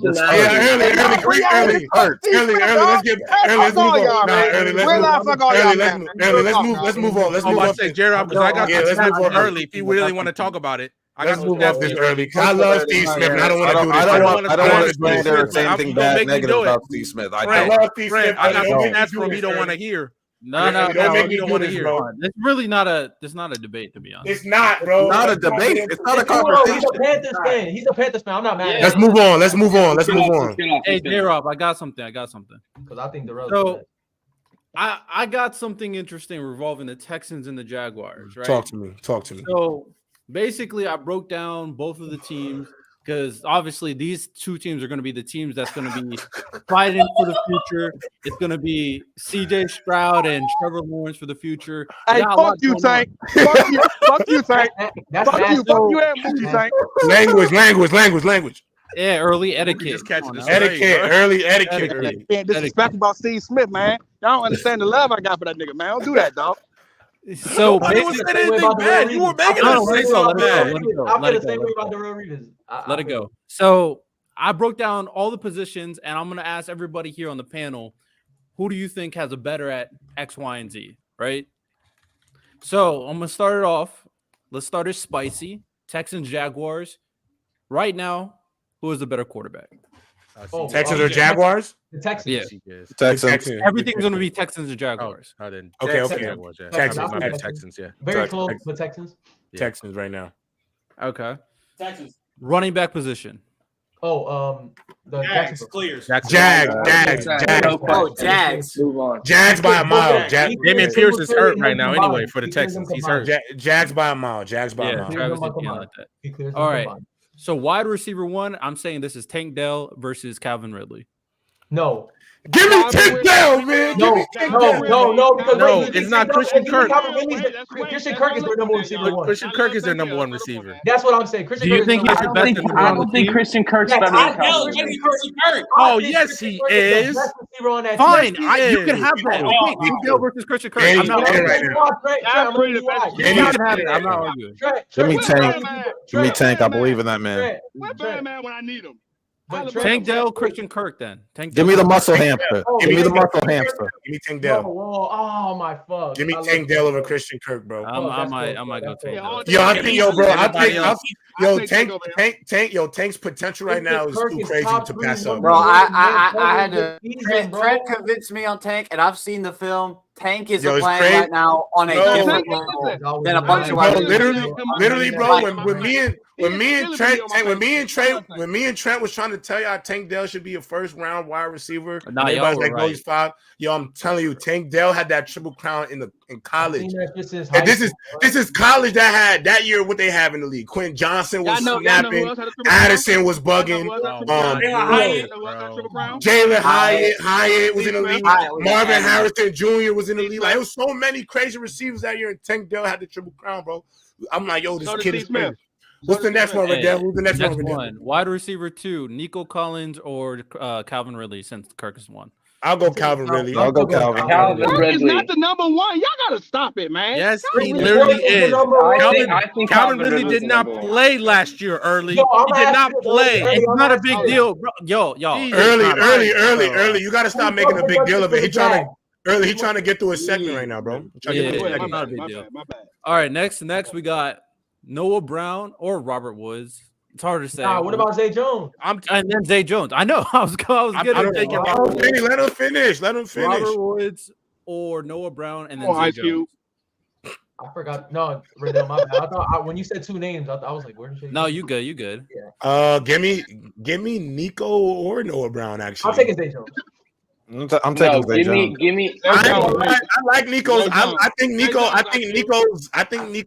Nico was the 2. Better. I like Nico. Give me Jones over Noah Brown. The wide receiver 3 is Robert Woods or Noah Brown. Give me Robert Woods. Robert Woods. Savvy vet. Over Zay Jones? Robert Woods too, yeah. Noah Brown now. Yeah, give me Robert Woods. Give me Robert Woods. As a wide receiver 3, I personally prefer veteran wide receivers as my slot receiver. So I'll take Robert Woods.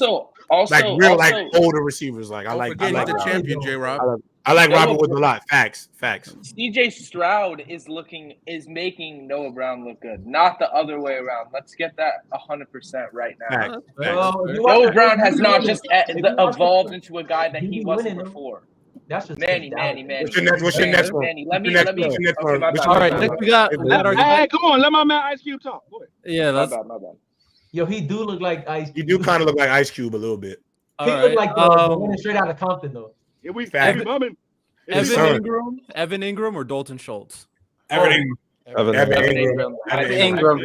But Schultz is the better blocker. He's the better. Schultz is the better run blocker. Schultz is the better run blocker, though. It depends on what you like in a tight end. Facts. Fair. That's fair. I like Schultz. All right. I like those too. The Jaguars O-line or the Texans O-line? I'm taking right now. I'm not gonna lie. Texans. Right now, Texans O-line, bro. I think they're better. I think Texas O-line is a better pass. I think CJ Stroud has done so good, and Texas have gotten better at O-line to protect him. Dog. I do think that too. And that Jacksonville game, he was like this, nigga. He was fucking. Well, to add on to early too about that, I think CJ Stroud's pocket presence too is making it a lot easier for the Texans to block it as a whole. So early, no, I totally agree with you there. I think they had some talent there. I think that was a little underrated last year because of how bad they were. But I still think that CJ Stroud, like, it took like a lot of guys in the league to get to that point as a quarterback. I think, like, just from right now, I mean, he's quick, but getting in and out of those situations, that's tough. So and he throws the ball. I really believe that when your quarterback is that good, your O-line something to do with the Chiefs. Your O-line, which is they will know when you and they know a quarterback can get it done. They'll hold a little bit longer, man. I'm telling y'all, like that's why. So you think when Aaron Rodgers got hurt on those 4 plays, they was gonna hold a little bit longer? Get the fuck out of here. Okay, no, but the Jets have a horrible line. Pocket presence can definitely help, but I also see a good number of times where CJ Stroud is just chilling because that O-line is doing his job. So they do got a good O-line. They do got a good O-line. Okay, Jaguars D-line or Texans D-line? Jaguars. Jags Josh Allen is a monster. See, the problem is Will Anderson is going to be a terror. Him. I know that. He's going to be a terror. He's going to be a terror. So it's like, do I want to bank on Tavon Walker's development and Josh Allen? Bank on Will Anderson. Or do I want to ride on what they cooking up with the Texans? Yeah, I thought the question was like, because the only thing is like, if we're talking about right now who's better, but I'm also thinking about the long term because these two teams are going to be playing each other for the next decade. So I would go Texans. I think Will Anderson is going to be the best edge rusher in that division at some point. I think Will Anderson's going to win a DPOY eventually in his career. So yeah, I think Will Anderson has that level of upside. Like it's going to be about him like they talk about Jalen Carter. Facts. I feel that way 100%. Edge rusher. He's going to be the edge rusher on what division? In the AFC South. Yeah. Josh Allen's good, bro. He's really good. Bro. Josh Allen like that. I like Josh Allen. I like Josh Allen. Will Anderson has Josh Allen level peaks, and I think he got a little bit higher peak, bro. He might have a higher peak, bro. Ever since Josh Allen played Josh Allen, he does. And I'm gonna be honest, I'm not the highest on Trayvon Walker. Right now, I'm not too high on Trayvon Walker. Yeah, it hasn't been that great. Not right now. I've been played really well, like I thought. Will Anderson, bro. Also, did you hear what I said? My preference though earlier. I'm saying going into the future too. Like we got to think this is gonna be your team. You don't like Will Anderson's upside? You like Buckner's upside? No. He gonna be like that. He gonna be like that. So I'm just like, if I'm getting this guy for at least 5 more seasons, I think I gotta go. Especially if he gets some help. If he get another guy over there with him too. Yeah. Hey, before you get into your next one, Riddell, I do want to throw out there, fellas. The Houston Texans are going to be a hotbed for free agents. Oh, for sure. No income tax. No income tax. No income tax. You have no state tax. You know, no income tax. You also have a great young quarterback. You got a great young head coach. There's a lot of things to like about the Texans right now. I'm DeAndre Hopkins. I'm trying to have a family reunion. Facts. And J-Rob. They're taking the money from the Titans then. Okay, Grant, a little seasoning in your joint. I see you, gang. Yeah, you know what's going on. I see you, hey, J-Rob, you got to defend this title, bro. My boy Grant knew what was going on. He said, What we got, Riddell? Next we got is the linebacking core from the Texans versus the Jaguars. Texans. The Jaguars. Texans right now. Yeah, I like the Texans. That Jaguars defense is really overrated. Like, it's a lot of niggas. It's not overrated. A little bit. I do think that defense a little they. I'll say this. I think they're better. I think they are a well coached defense. And I think they play well-coached defense. I don't think there's anybody on that defense outside of Josh Allen who wows you. But if you look at the Jags, I do think whoever's the DC, they're coached really well. If you watch the Jaguars, they play pretty sound as a unit. And so I think that's what helps them a lot. But I don't think it's that many guys on that team. There's not a lot of. There's not too many grain bakers on there.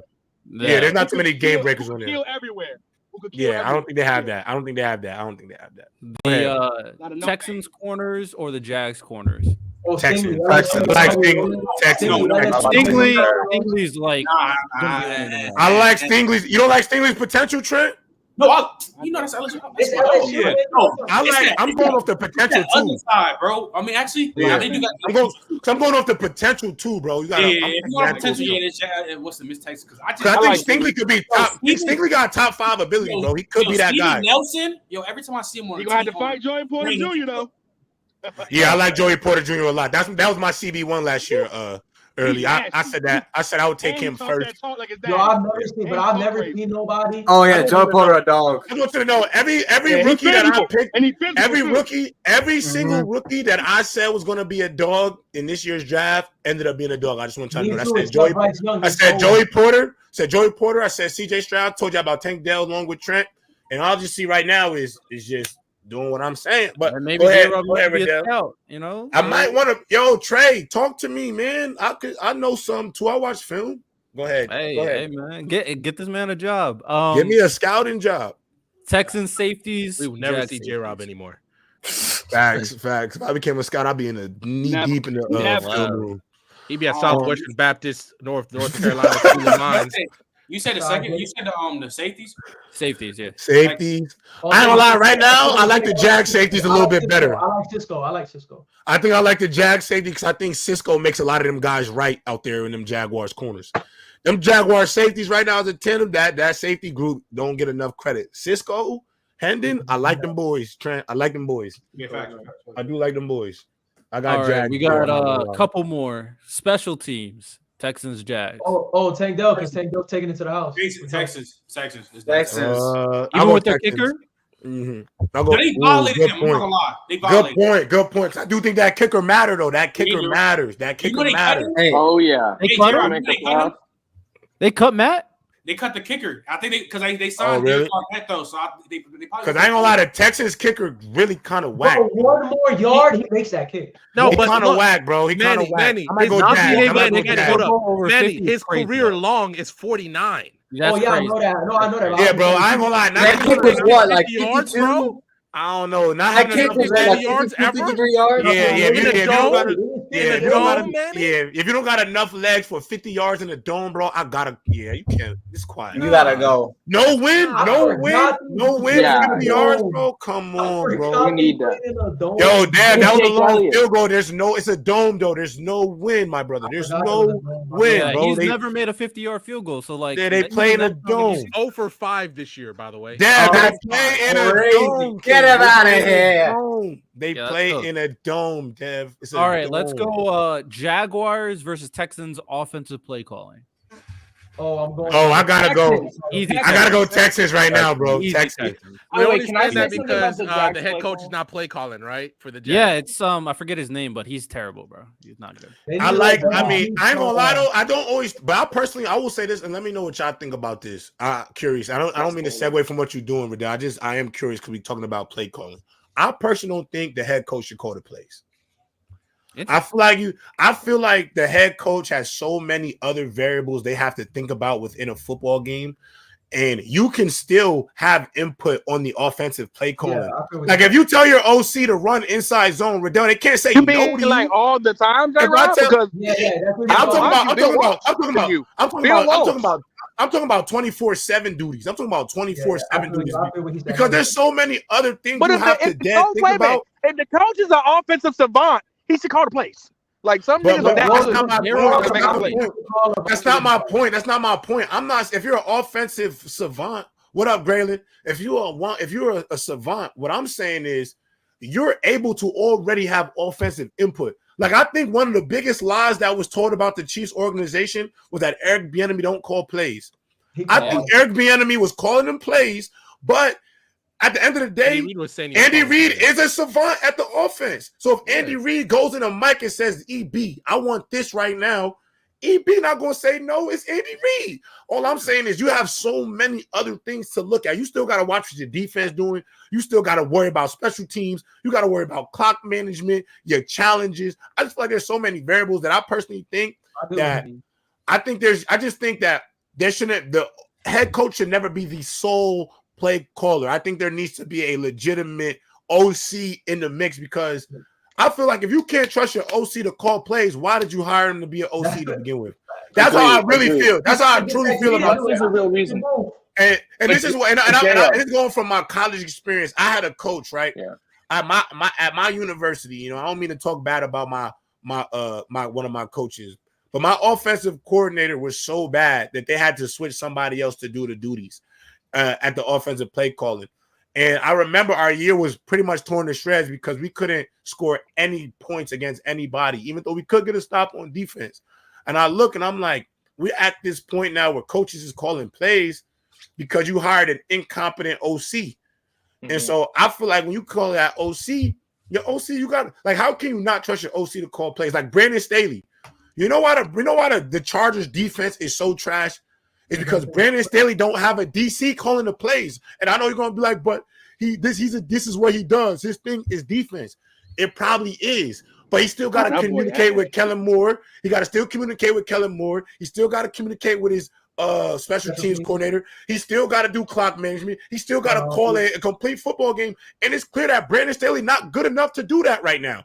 So he already have a problem being a game manager for his own football team.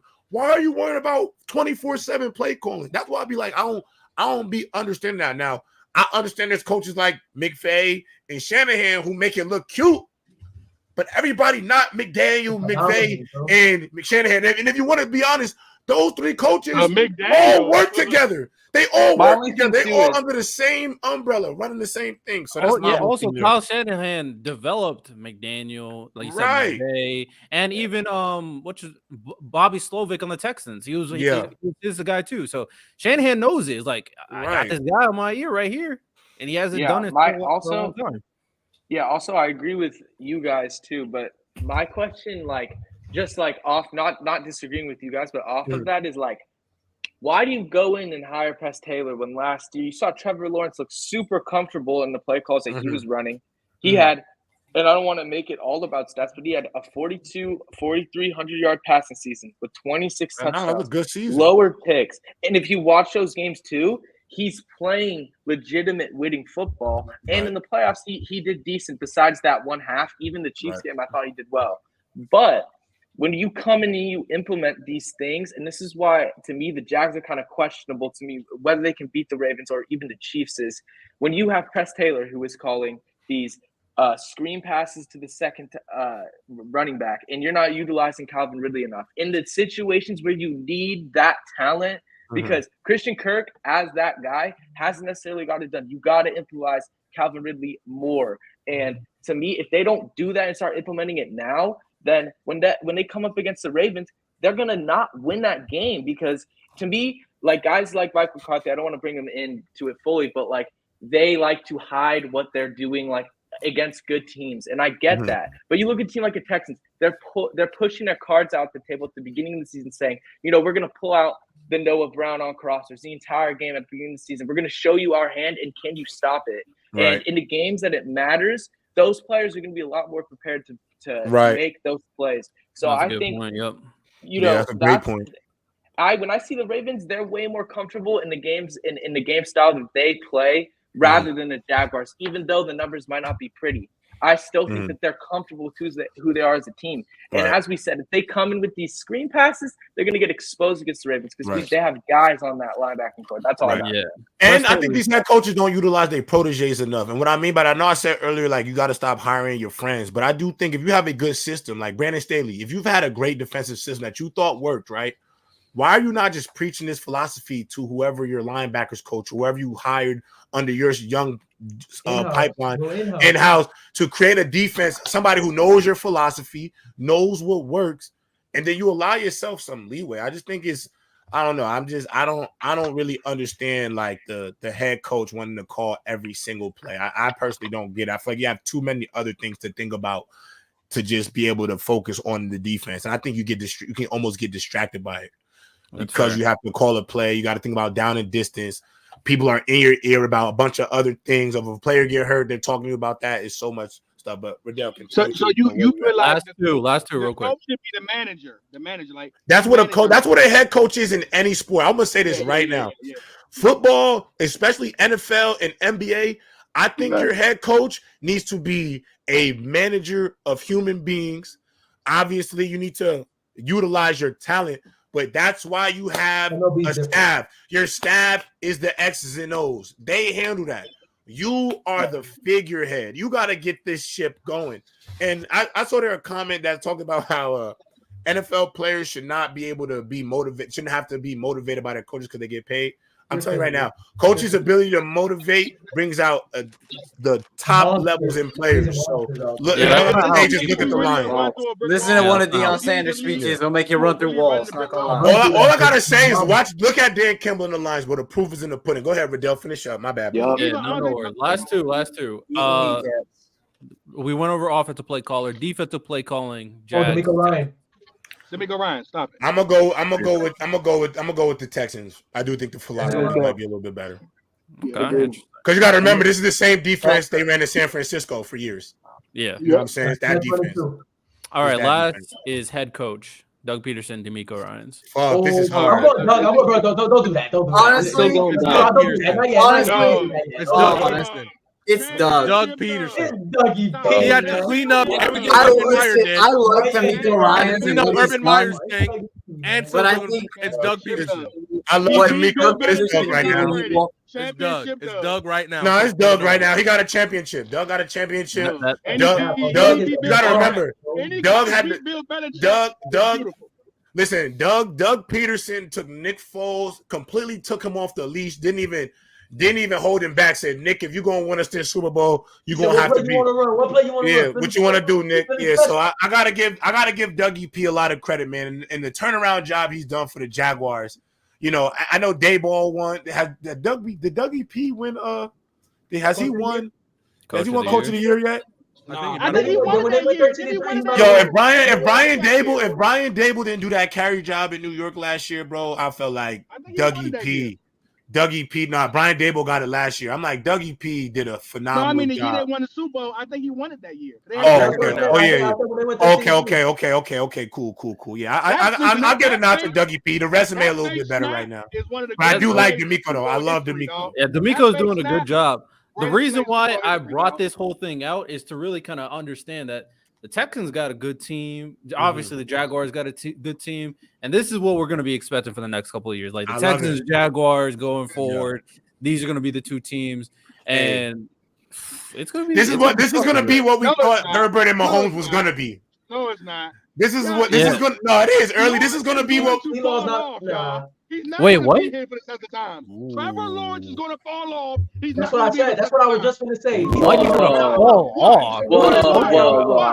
Watch. Okay, watch. I can't wait. Watch. Well, let me ask you this early. Can I ask Trevor Lawrence hasn't shown you signs though. Can I ask you a question? Early, can I ask you a question? Do you think outside of Trevor Lawrence, CJ Stroud, because I think most of us believe CJ Stroud is going to be the best player in that conference for the next few. But I'm just about to get there. Thank you, Manny.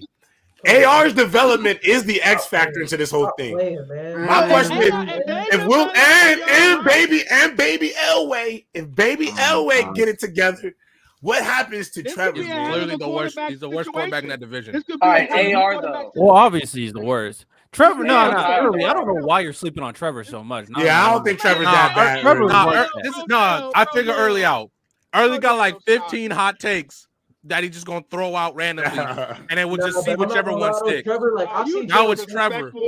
Hey, right. 10 minutes ago, it was Caleb's not that good. 5 minutes before that, it was, watch, Justin Fields is great. Just watch him in Atlanta. Hey, hold on. We got actually talking about the Colts. We got a super chat from Drink More Water.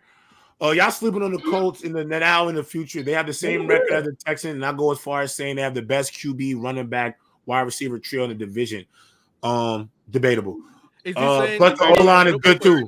Real quick, is he saying that Jonathan Taylor is so good that's why he's. I ain't gonna lie to why. Listen, I love Josh Downs. I love Josh Downs, but Josh Downs and Tank Dell is hooping. Yeah, I like. but he I'll ain't say better. Tank Dell is Michael Pittman is good. Josh Downs is good. I think. Hold on, real quick. Shout out to Josh Downs. He came on by any means, man. Shout out to our guy Josh Downs. I think the reason Drink More Water said that, I think he's saying that Jonathan Taylor is so good at running back that he's going to carry that trio. Travis Etienne is really good. Travis Etienne is really good too, bro. I'm just thinking why he would say that, because I don't agree with that.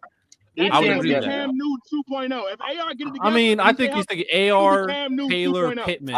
Pittman is good. I agree. And I'd like to, and I agree with Early 100%. I think AR, that guy has tools. Like, and you see him come in this year, even though he got injured and everything, being a little reckless. He did not look like the moment was too much. He looked pretty prepared in there in games, and he can make those big time throws. Yes, Early. He can make those laser type throws, and that's why I think, as much as being fast, like Cam Newton in his prime had a gun, and like I'm not gonna say AR has a better arm, but I think that AR's got an arm, so like that's what sets CJ Stroud apart for me too. I think he's able. For AR, listen. The thing about the thing about AR, he's gonna have to do what Jalen Hurts did to improve his game. I think the greatest thing Jalen Hurts has ever done as a quarterback that people still don't give enough credit for, because we out here claiming that talent beats getting shit done. I'm gonna keep saying that. He doesn't turn the ball over when it matters. But Jalen Hurts worked on his footwork, bro.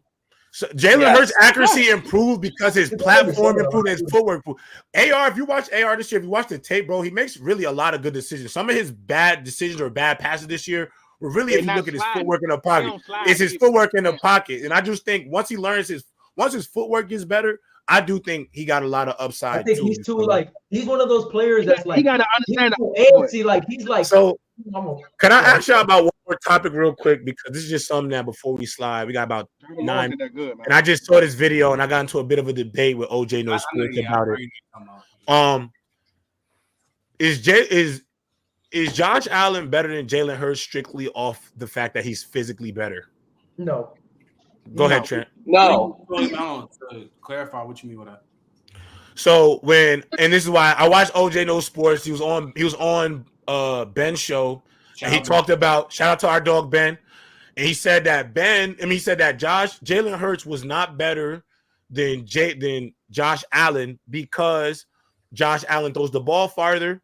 He thinks Josh Allen is a better runner. I don't agree with that, actually. I think Jalen Hurts is a better runner than Josh Allen. No. Josh. I think Josh. Listen, at the end of the day, just big and burly. Just because I get it that Josh Allen hurdles people and he scrambles all around and physical. Jalen Hurts really moves, I think, as a runner is better. There's a reason why Jalen Hurts is going to be far and away the NFL's all-time leader in rushing touchdowns. Now, also tush push is going to have a role in that. Push is massive, but let's also remember the reason why the tush push works with Jalen Hurts compared to every other quarterback in football, because not only his instincts in that power, but the man is a 600-pound squatter. That has to do with and I think his running is. He goes and squats with the O-line. What are we talking about? I think that is relatively close. But my question to y'all is, y'all value Josh Allen's talent so much so that he clears Jalen Hurts? Wait, so this is what I'll say. This is what I'll say. If you think like with OJ, I saw the video, because if you think that Josh Allen's a better passer and a better runner, then yeah, you have to think he's better than him. Like that's just what it. Because I think Josh Allen's a better passer, and I also think he's a better runner. I don't think he cleared Jalen. I agree he's a better passer. But my question is this: for you people say he's a better passer. Let me ask y'all a question though, and this is why I say y'all don't make sense to me, bro. Y'all say Josh Allen's the better passer, but he's been the NFL's leader in turnovers since entering the NFL. So that's nothing to do with what I'm talking about. I said the NFL's leader in turnovers. Also, if you want to talk about turnovers, let's talk about fourth quarter. The comparison between the two, it ain't close. My question is, this is the NFL's leader, Manny. Listen to what I'm saying. Leader in turnovers. So what is passing? Passing is talent, or who's the better passer? Because to me, passer has to do with the decision-making aspect of it too. Well, Brett Favre threw a lot of picks too. He's better. Because if you're saying, y'all admit that Aaron Rodgers, y'all tell me Aaron Rodgers is a better passer than Tom Brady. He is. Y'all tell me, but y'all will not say that Aaron Rodgers is better than him. That's don't. That's why I'll fight you. Don't do that, Trent.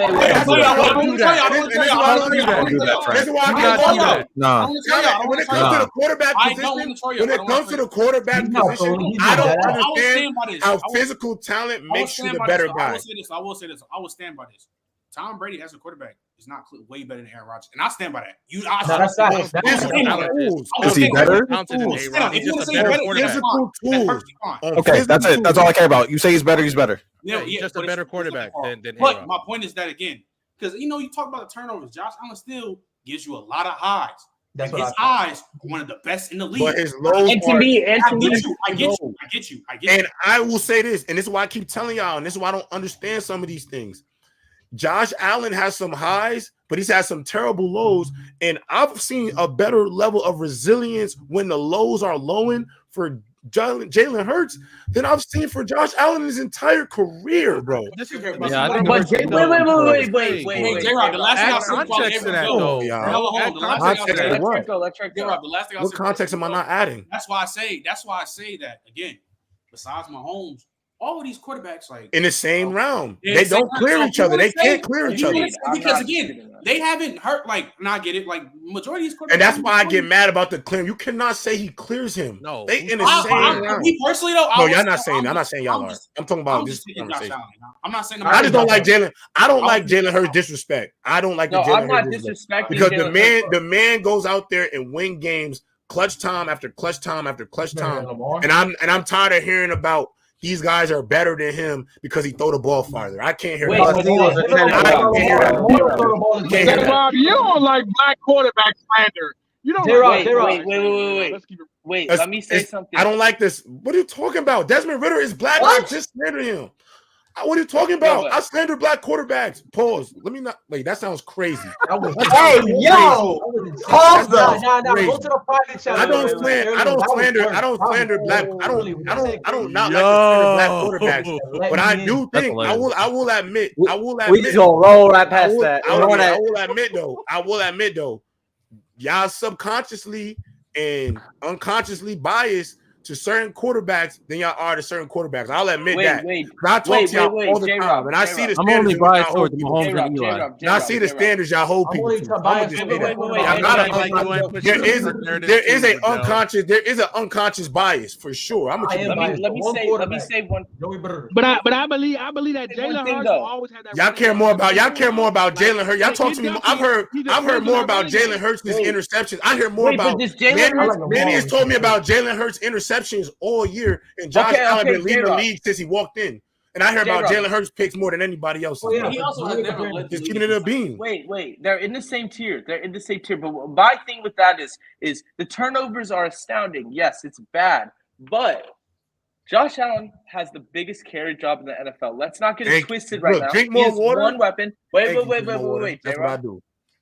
What I want to say is when we see the team that Jalen Hurts is built around, not just him. You have the best offensive line in the NFL, 2 top 10 receivers. I don't want to hear that. I'm tired of hearing that. Wait, but it's true.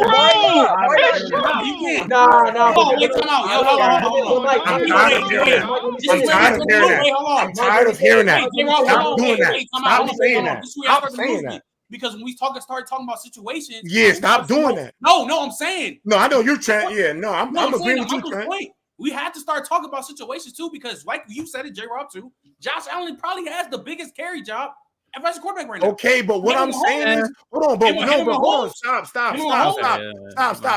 Hold on. Let me say something. This is why I'm tired of hearing about Jalen Hurts' team, bro. I think when y'all talk about Jalen, when you talk about Jalen Hurts' team, I hate when y'all talk about Jalen Hurts having a good team because when it matters most, Jalen Hurts puts that good ass team on his back. Yeah, he gets it done. Thank you, J-Rob. He gets it done. At the end of the day, and the other thing that y'all keep telling me about this great team, but I haven't seen the Eagles because y'all said to me all year long, and this is why I say y'all got to keep shit consistent. Y'all told me all year the Eagles have not played a good game all year. They played down. That's not true. No, I did not. I'm not talking to you, Michael. Michael, you've been up here for 2 weeks. I'm not talking about you. I'm speaking in a generality. When you look at Jalen Hurts and his super team that everybody talks about, that secondary ain't great. That's why they went and got Kevin Byard. That's why they went and got Bradley Roby. They don't have one weakness. Their linebacking core is not elite. It's only the D-line. It's only the D-line that y'all keep telling me is elite. Now, I understand the 2 top 10 wide receivers. I'm cool with that. But at the end of the day, that team has played down to their competition. And I've seen them go out and not play well at all. People dropping passes, miscues on both sides of the football. And when the team needs somebody to put their ding-a-ling on the table and let it hang, Jalen Hurts lets it hang for that team. It ain't him doing a whole bunch of within the system trying to get it done. He is that system. He make it go. He's proved it time and time again that he is a guy. But y'all only really saying he's a super team because he has a great O-line in the tush push. But every time Jalen Hurts has to make a play for that team to win games, it's the weapons too. But every time he makes listen. I've seen Jalen Hurts do more with what he's had than I've seen other quarterbacks. For example, I hate to use your guy, Michael. Dak Prescott has done to me not enough with having stacked teams. I've seen players do a lot with what they have. Patrick Mahomes had a stacked offense. Travis Kelce and Tyreek Hill. What does he do with that? He goes wins championships with it. I've seen Joe Burrow. Joe Burrow has 2 number 1 receivers. Joe Burrow has 2 number 1 receivers. And Joe Mixon. Brock Purdy has a super team. Some of y'all tell me Brock Purdy's top 10. He has a super team and utilizes his super team. So I think the super team argument is whack, and I understand that. I've said that, and I don't have Jalen Hurts that Josh Allen has had to carry the Bills in certain aspects, but let's also not lie about the fact that Josh Allen's football team this year has also, as a whole, him included, has played down to their comp and have played up to their comp. And in some ways, when they've played down, Josh Allen has not been able to come and pull them out of it in the same ways that. So I don't want to hear about whose team is doing what. I think that is a mute point. So DeAndre Swift didn't have a 79-yard run. It's not fair to him. Until Jalen Hurts or one of these quarterbacks, go with the Super Bowl. They're going to win the Bowl. I'm hip with that. I'm not really going to hear like the playoff. I don't even think Joe Burrow could be S tier right now. I think the only quarterback in the S right now is Mahomes. Mahomes has always been Mahomes. And then if you want to go A plus, I think that is Josh Allen, Jalen Hurts, Lamar, Joey B. Is Lamar better than Jalen? I 100% agree with that, J-Rob. That's exactly Lamar better than Jalen Hurts. So I just want to clear up. The only reason I argue this crazy for Jalen Hurts is because I think that A plus tier, they're all in it's the same platform they're on right now. I agree. I'm saying Josh Allen name off like history, dog. Like I'm not gonna lie, bro. He ain't no A plus. Josh Allen, sorry. Y'all be dragging Josh Allen too early, especially you. You be ODing on Josh Allen for no reason. You be dragging tomorrow. You need to be out the top. You dragging it. Even though Josh Allen has still been his terminal guy, even this year, it's probably his best year statistically, like a completes percentage. They're the best team. He leads the league in passing touchdowns. He leads the league in passing touchdowns. I think does he still lead the league in total touchdowns? They're the best team on third down. I'm just saying, y'all going off history though. It's all history. What you mean? So if that's the case, then write Joe Burrow off. Then write him off. Write him off. Write him off. To say Josh Allen is playing bad. No, he's not playing bad. He's not playing bad. He's not playing bad. I'm not saying anyone's saying early. that, You can't talk about history with Josh Allen and not do the same thing for these other quarterbacks. They would have won that game. Right off Lamar, right off Burrow. The only person you don't write off is Mahomes. That's what it is. Yeah, that's how I feel, and that's how I feel about it. I feel like until one of these boys goes and really dethrones Patrick Mahomes, Lamar, Josh, Jalen, Joe. You can't put anyone else. You mean by winning the Super Bowl though? You mean by winning the Super Bowl or? Bro, you have to be. You have to win it. You have to win it. To me, bro, the road to S tier to me right now for these quarterbacks. The road to S tier right now for me for these quarterbacks go win you one and go beat Mahomes, because right now it's he's so far and away the top guy right now that even if you look at for the MVP race, we're talking about Jalen Hurts winning the MVP. Truly, if we look at the quarterbacks, all the quarterbacks' numbers is more based off their wins, because nobody's numbers at the top quarterbacks right now, nobody numbers is too crazy that they separate themselves. The only players right now that are separating themselves to me in the MVP is Tyreek Hill and AJ Brown, because they could go for 2,000 receiving yards. But outside at the quarterback, he might be. And AJ Brown is really Tyreek Hill. Tyreek, that's my whole thing. That's my whole thing. There is like the quarterback position is closer than what we think. But hold on, we almost done. So last comments we got to start. The better see that Stroud get, dog. He coming. You see my last thing? He's definitely for sure. Go ahead. And then Lonnie, you go next. I say, I just dropped my link in the chat. What's the name for my channel? I go live in an hour 30. Make sure y'all tune in tomorrow. Me, J. Robin Bemo, USC legend Adoree Jack's gonna be pulling to the VIP room. Black students. That's gonna be a crazy interview. Society tonight too, y'all. Okay. Make sure y'all like us. Make sure y'all go to my YouTube, subscribe. Make sure. Hour 30 flag on the play. That shit about to be lit. Shout out Tommy DeVito. I ain't gonna lie. Gotta commit now. Shout out Tommy DeVito. Gotta commit now. We gotta get to now. Yeah, we gotta get to Jersey. Make sure y'all tune in tomorrow. It's gonna be at 11 Central Time, so 12 Eastern. Hey, make sure y'all pull up on the. Hey, make sure y'all pull up on the BSS too, man. Pull up on BAM. We're talking basketball on BAM, and the BSS tonight at 9 p.m. Eastern Time. Me, Random, Lonnie, and Riddell. We are going crazy. Shout out to Ty. Shout out to Miles for subbing in for me last week. But yeah, make sure I pull up to the BSS, man. Real quick. Also with BSS on Friday and Saturday, we're gonna have some anime chicks on the live streams. It's gonna be popping. I stay off them shows. Yeah, I stay off them shows. But, hey, last Friday was popping. Last Friday was popping. Random. I had the Henny out. I had the Henny out on Friday. I need to bring that again. Anime chick sounds spicy. That sounds spicy. BSS some anime chicks. Early, we gonna have to slide, cuz. Yeah, make sure y'all pull up. It's definitely fun over there. They be vibing. Hey man, we on the way. We on the way. I'm sad about the Giants, Huncho. That's what I'm sad about. Oh, my mama, tell them girls pull up to the bid. We love y'all. We appreciate y'all. We'll see y'all tomorrow on the press box. And y'all already know what time it is. Press box.